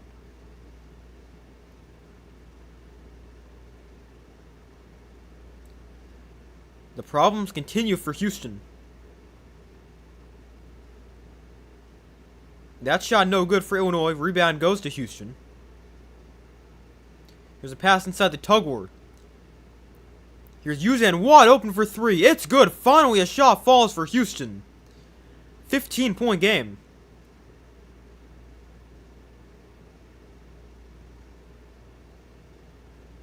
They did a great job to get back and stop the fast break, just to allow a wide open shooter in Uzan for three. Here's Wagner trying to get inside. He lost the ball but got fouled.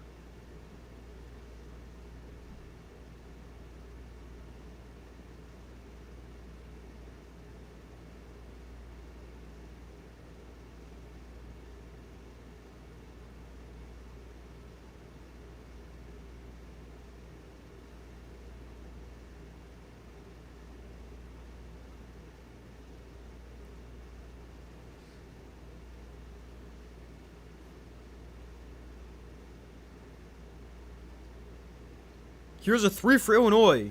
No good. Rebound goes to Houston. Manuel Sharp pulls it down. Fleming is the other way. Back to Sharp. Uzan in the corner. Drives inside. 2-point jumper. No good. Rebound gets kicked out of bounds by Houston. So it's Illinois ball. Kelvin Sampson says that's our ball. He might want to challenge that. But he's only got one timeout. Oh, that is definitely Houston ball. It goes off the foot of Illinois. That is clearly Houston ball. Alright, so they do fix the call. It is Houston basketball. Tugler gets it off the inbound. Sinak. Floater rolls around the rim and in. 13-point game.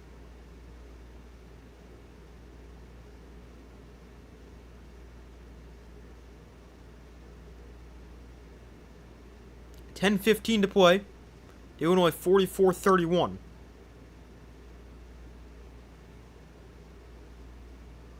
Stojakovic with it.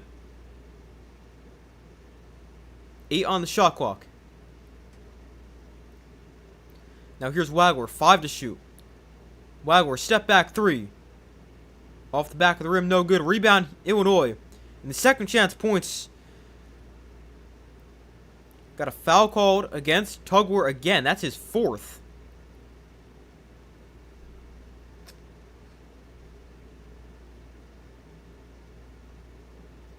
Houston offense, man. Yeah, they are not looking good.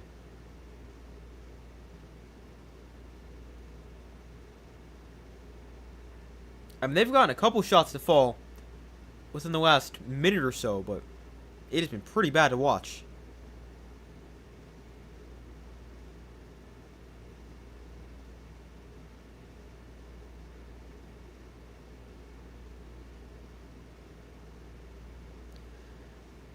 Tugler's got 4 fouls for Houston, so he goes to the bench with 9:56 to go.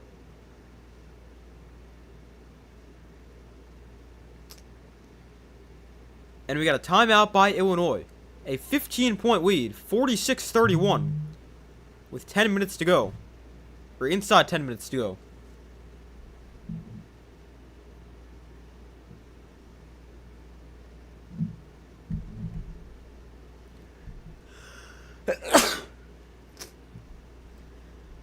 And then Arizona, Arkansas still not that close. 78-62. Arizona leads.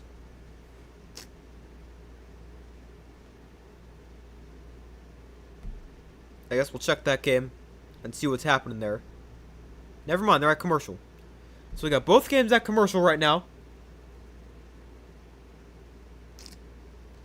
And it looks like we're going to see, at least with the way it's going right now, it seems pretty likely we'll see Illinois and Iowa against, or Illinois against Iowa, and then Arkansas and, dang it, Arizona and Purdue. So a 15-point Illinois lead. Here's Fleming's with it for Houston. Here's Uzan driving inside, kicks back out. Sharp, a deep 3. No good. Rebound, Illinois.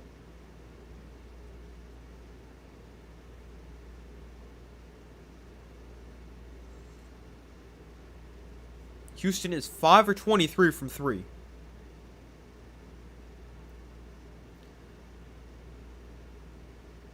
The ball gets knocked free, and Illinois able to keep it. But now they're going to call a foul.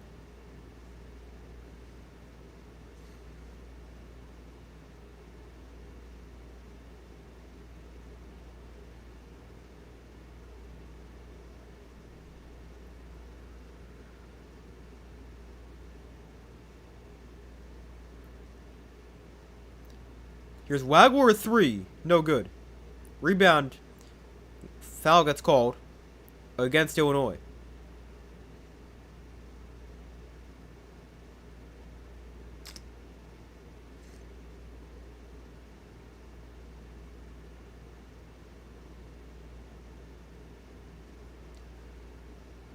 So 9:13 to go.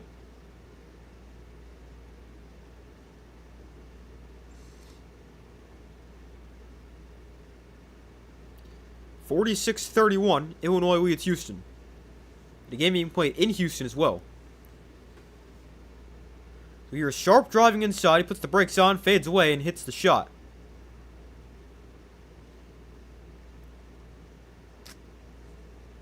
(46-33). Emmanuel Sharp's got 8 points.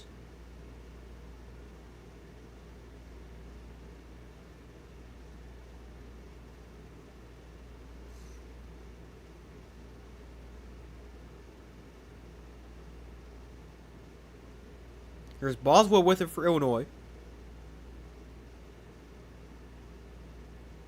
Now he gives it off. Here's Wagler. 10 to shoot.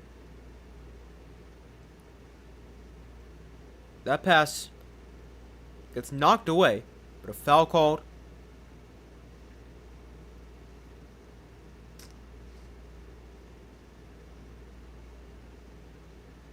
Actually, no foul. Sorry, it got kicked.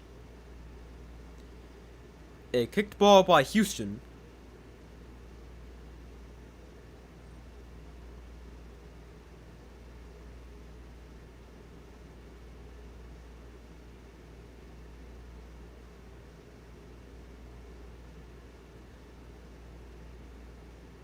Now we got a foul called on Houston. Kingston Fleming's called for the foul.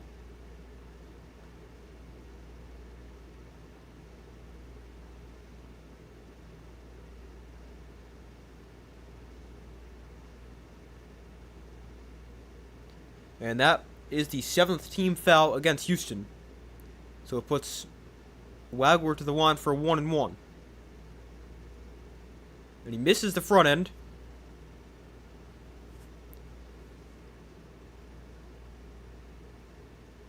So here is Houston. Sharp driving in. Another fadeaway. And that's good. 11-point game.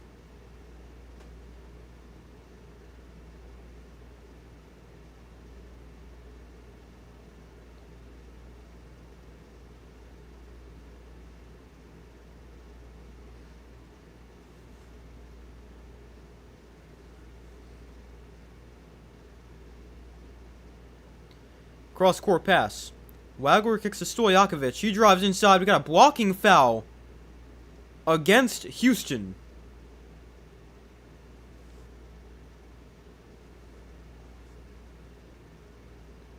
So more free throws upcoming for Illinois.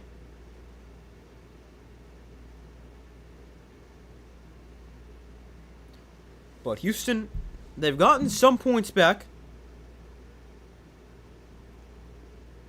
But still not in a great spot.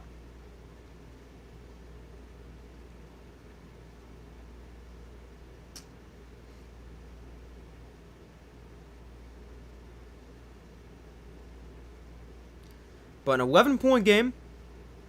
Houston's on a 9-2 run in the last 326.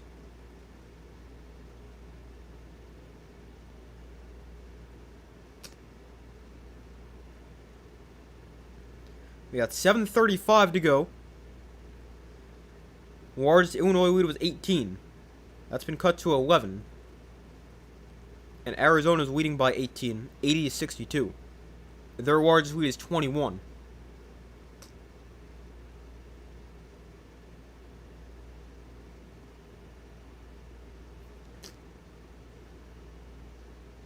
We got 10 minutes there. We got 7:35 left here.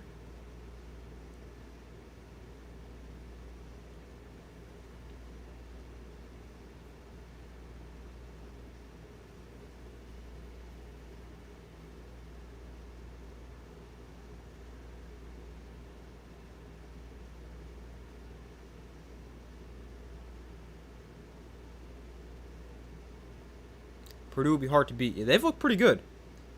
I do think Illinois, or why do I? Sorry, I keep confusing all the teams.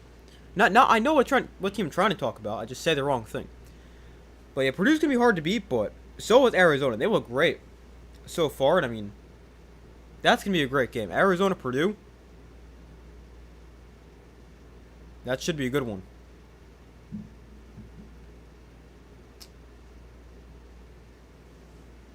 Illinois looks like they're gonna be hard to beat as well, with how they're playing right now.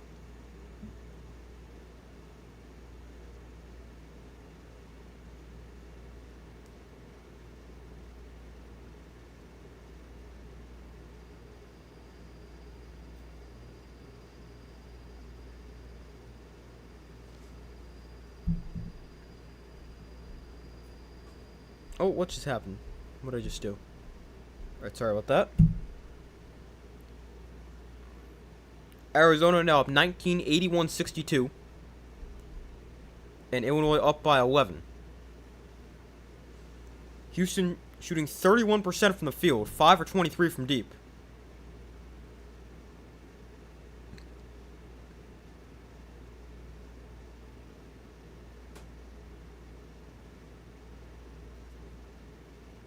But Houston on a 9-2 run. They've cut the lead to 11 with 7:35 to go.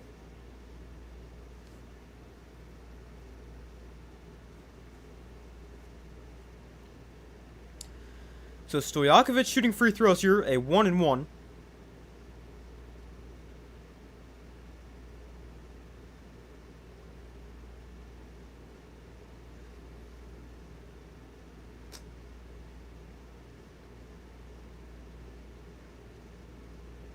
So the first free throw is good. Stojakovic has 10.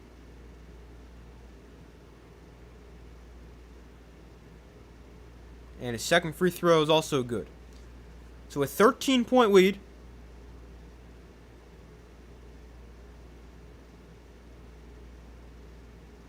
Houston has still not attempted a free throw in this game. Illinois 5 for 9 from the line. Here's Fleming's getting inside his shot. That was actually a pass. And Sinak can't get it to go.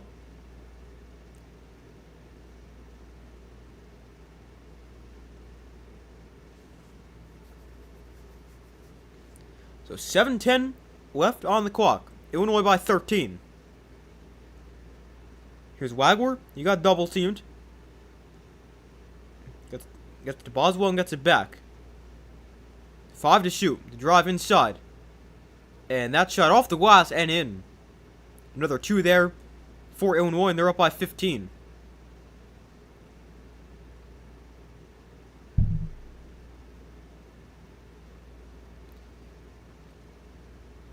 Here's Uzan outside. He kicks to the corner for 3. It's good. Big 3 right there for Houston. 12-point game.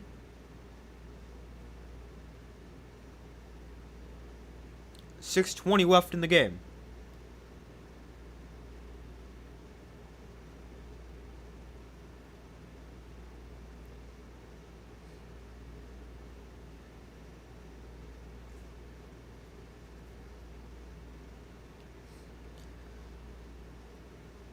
Five to shoot.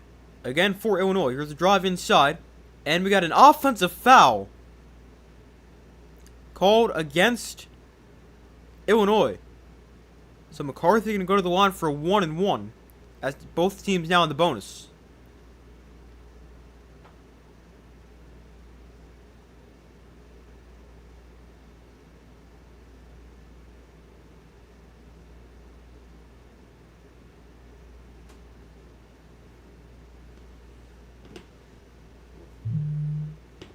There has been one game in NCAA tournament history where one team has attempted no free throws.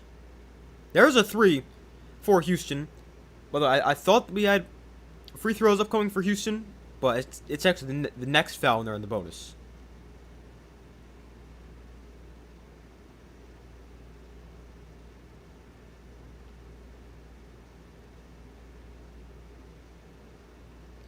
So 5.5 to go, 9-point game. Here's Boswell inside, and his shot rolls off the rim. Rebound gets tipped back out to Wagler. And here's an open three. It's good. 12 point Illinois lead as Avicic hits the three.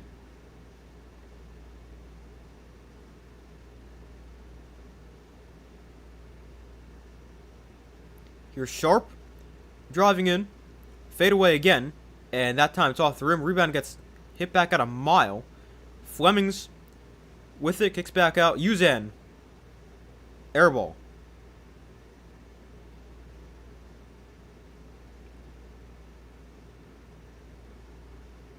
Don't see how this Illinois team loses to Iowa. Yeah, I don't either. I mean, you never know because Iowa great defensively, that slow pace they play at, but I would think Illinois was in the Final Four. Wagler for three. It's good. Illinois back up by 15.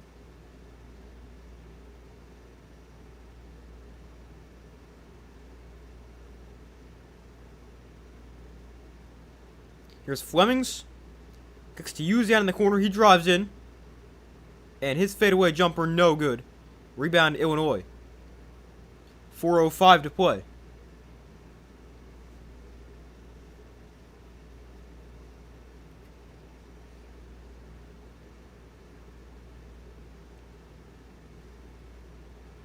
Here's Boswell with it. 3:50 to go. 15-point lead for Illinois. Stojakovic spins inside. Floater is good. Make it a 17-point Illinois lead.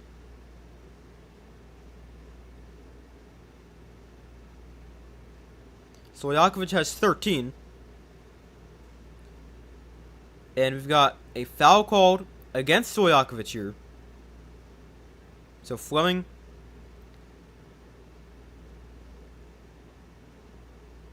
is going to go to the free throw line.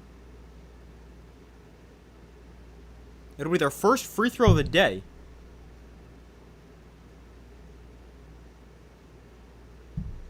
But we got a 17-point Illinois lead. And we've also got a 17-point Arizona lead, as they lead Arkansas 89-72 with 7:30 to go. But man, Illinois looks really good. The offense hitting shots, we know they can do that. But their defense looked great.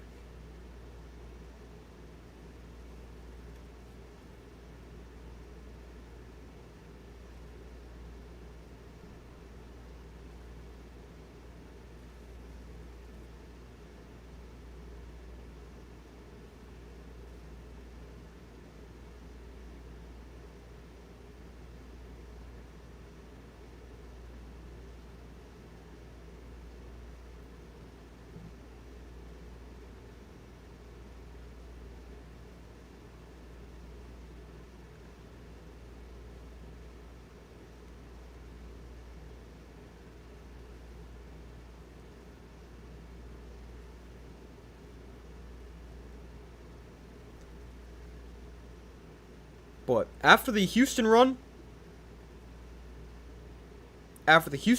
run, no, not 8-0. They don't have it on here. But Illinois is now on an 8-0 run. In the last minute 44. And they're back up by a lot. They're up by 17. Arizona's up by 17. They're going to score well over 100.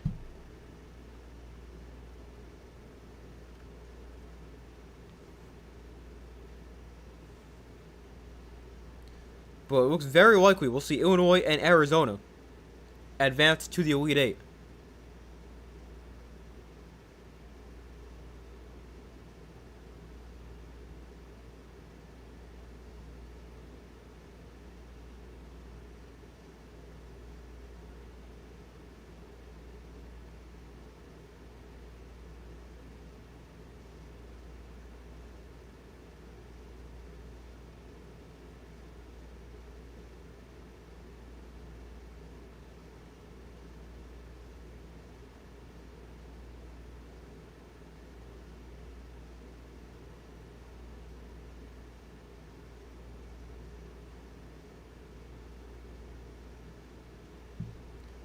Alright, they're not back from commercial.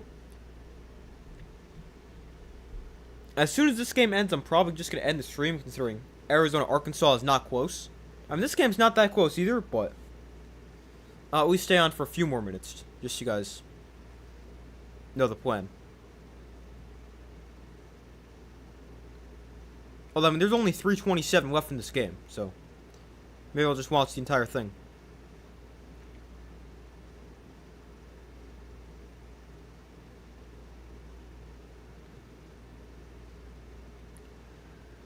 So here's Kingston Flemings at the free throw line. The first free throw of the day for Houston, and it's good.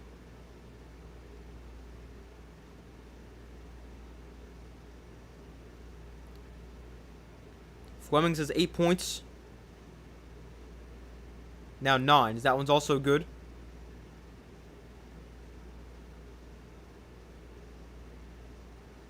And this one gets knocked out of bounds on the inbound off Illinois. Houston ball.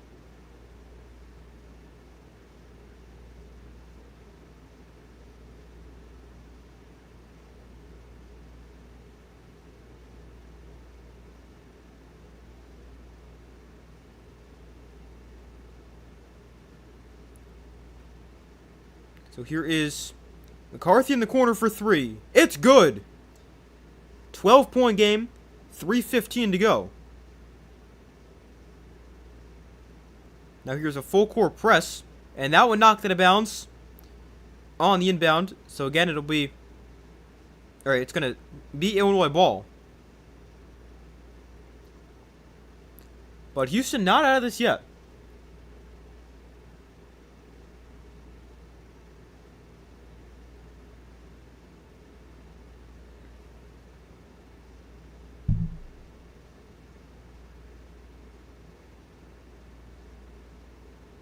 So Illinois able to get it in here. 3 minutes to go.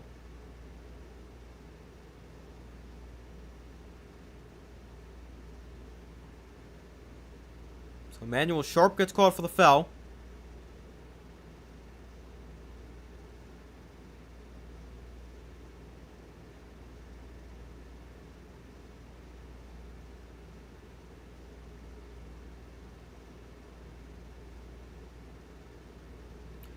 So Boswell at the free throw line here after the foul on Emmanuel Sharp. I mean, Houston's not out of it yet, and last year in the Final Four, they had a crazy comeback against Duke. I've seen that clip on Twitter over the past couple days. So, I mean, you never know. First free throw is good.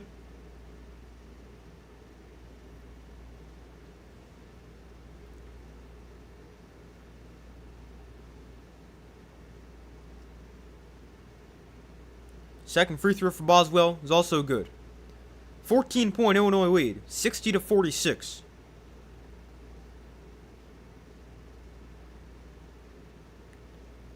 There's a pass inside, got tipped.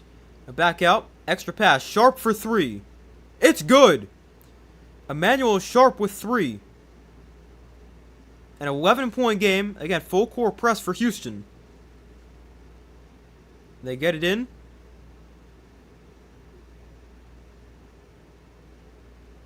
And now they get it over the line.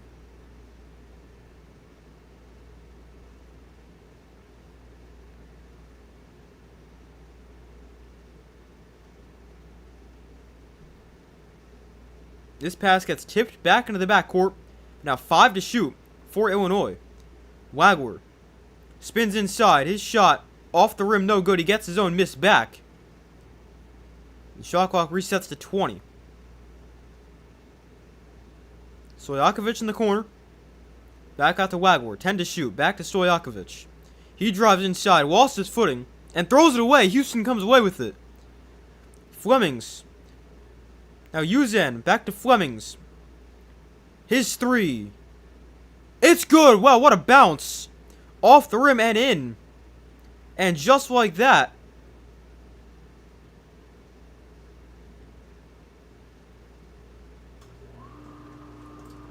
Now, they're going to say that's a 2-pointer.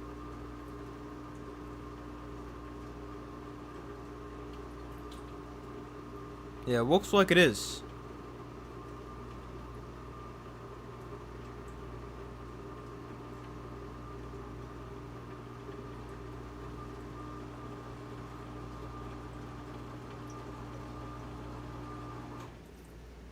Yeah, I think his toe's on the line.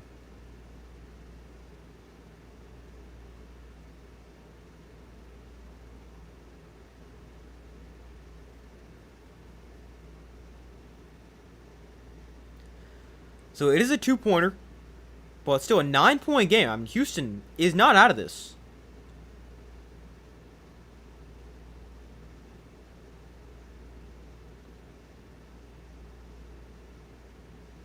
Man, imagine that point ends up costing Houston. That'd be insane.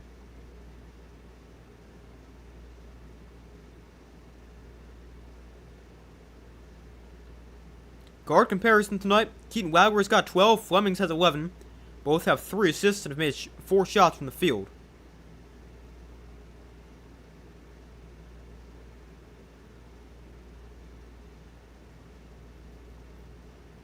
Houston's on a 10-2 run in the last minute 43. And they've cut the lead to 9 for Illinois. We got a foul called here right after the inbound.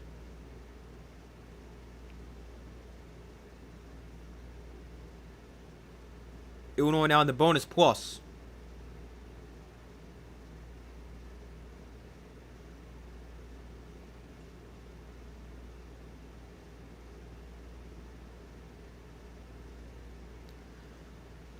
So Boswell just made 2 free throws a minute ago. Back at the line here. And that one rattles out. No good.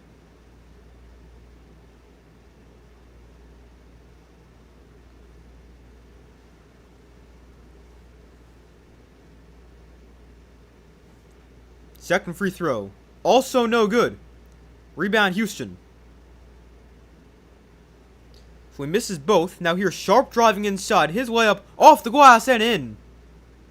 7-point game, 90 seconds to play.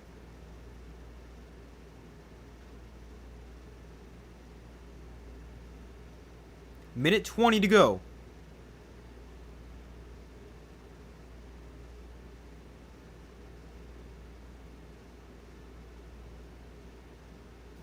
Foul call against Sharp. More free throws for Boswell.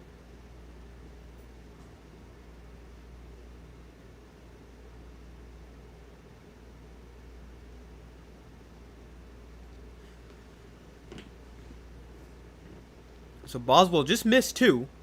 Back at the line for 2 more.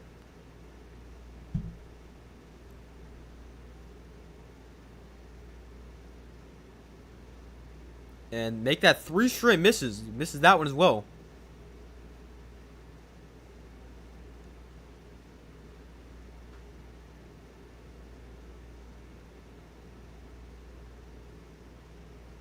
So Boswell, another free throw.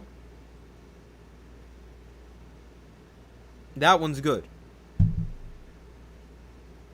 So he's 3 for 6 from the line in this game. So 1:09 to go. McCarthy, sidestep 3.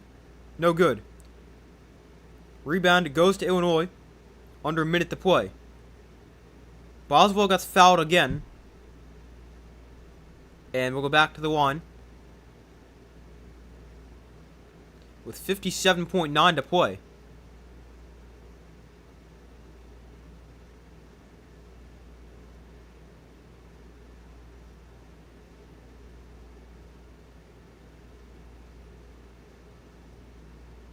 Boswell is a 78.6% free throw shooter. 3 for 6 today, obviously, as I just said. That one's good. Puts Illinois up by 9.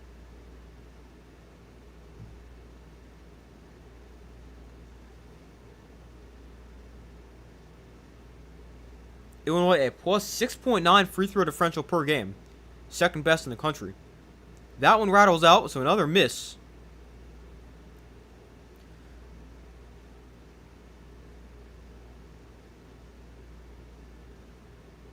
Sharp tried to draw a foul in the 3, but it got blocked. And it goes out of bounds off of Illinois, so Houston keeps it.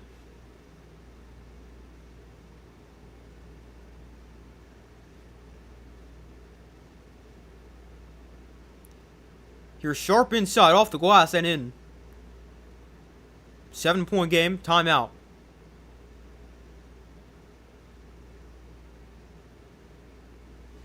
Timeout by Houston.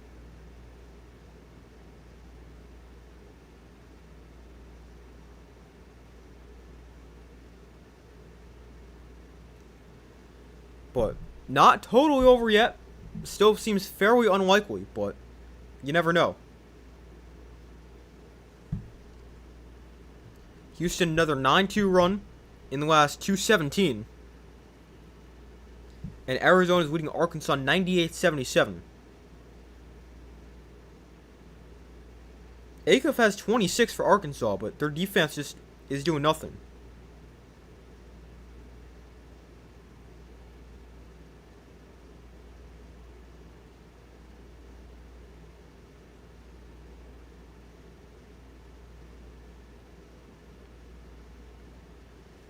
Arizona's got 6 guys with at least 14 points. That's pretty good. And they've officially hit 100 points as well.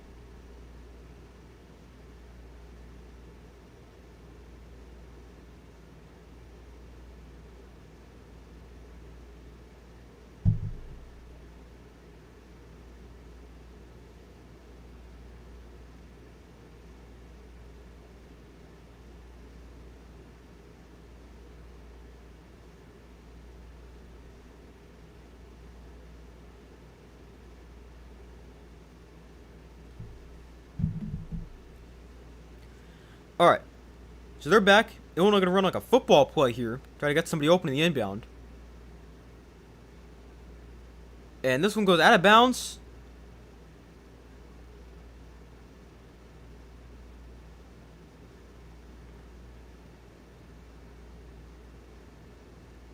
Oh, that's close. That might be off Illinois. I can't really tell from that angle. So they're going to review it. It either went off somebody's foot or off another guy's hand. Illinois will challenge this.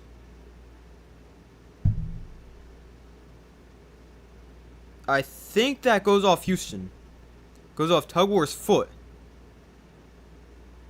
Hard to tell, though, and they're going to go to another commercial as they review it. But, I mean, Houston needs this one to go their way.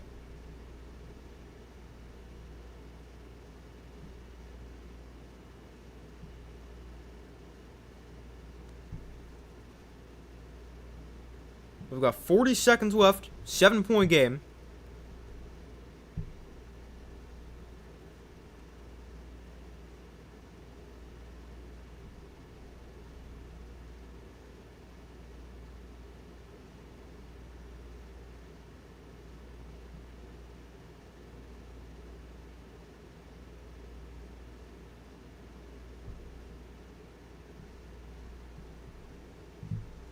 Alright, they're back from commercial now. I think this is going to be off Houston. But we'll see. Illinois did challenge.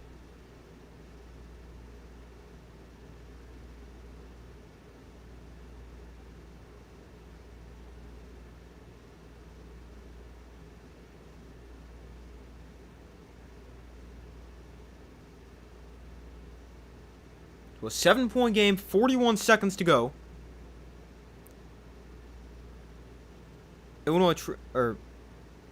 Houston trailed by 18 today, trying to come back and win, but still down by 7 with 41 seconds to go.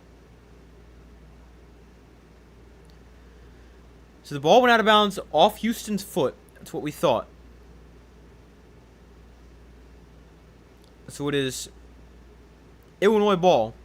Inbounding from the corner. You can't move here. They get it in. A foul gets called very quickly. Just .3.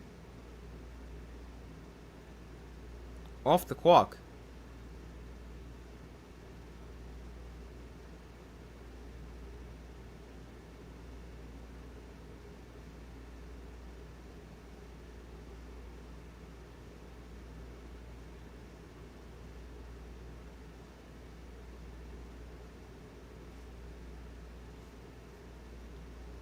So Boswell, more free throws. He's 4 for 8 from the line today.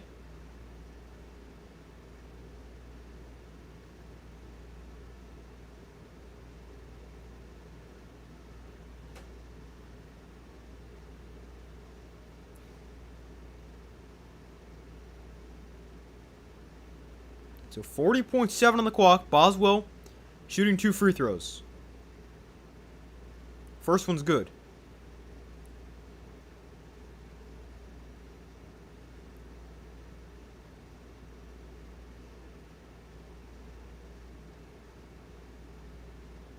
Second free throw is also good. So a 9-point game, 40.7 on the clock.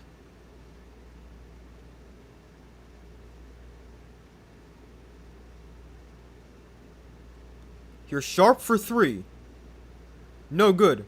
Rebound gets knocked out of bounds off of Houston. Illinois ball, 30.5 on the clock.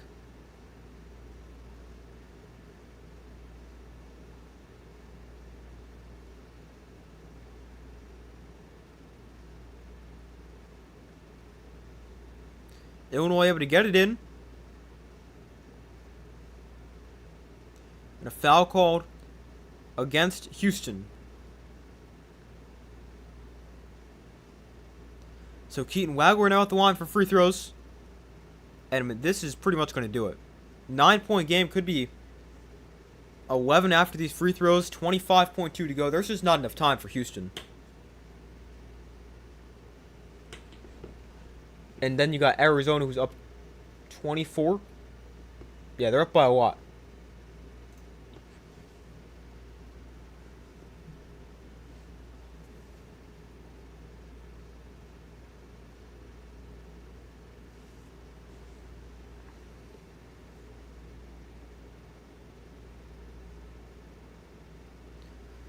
So free throws.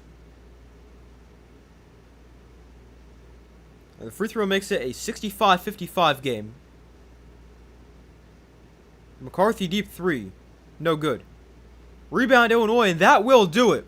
65-55 Illinois going to the Elite 8 as they knock off Houston in Houston. And they'll face Iowa in the Elite 8. What a performance for Illinois. Especially defensively. I mean, they looked really good.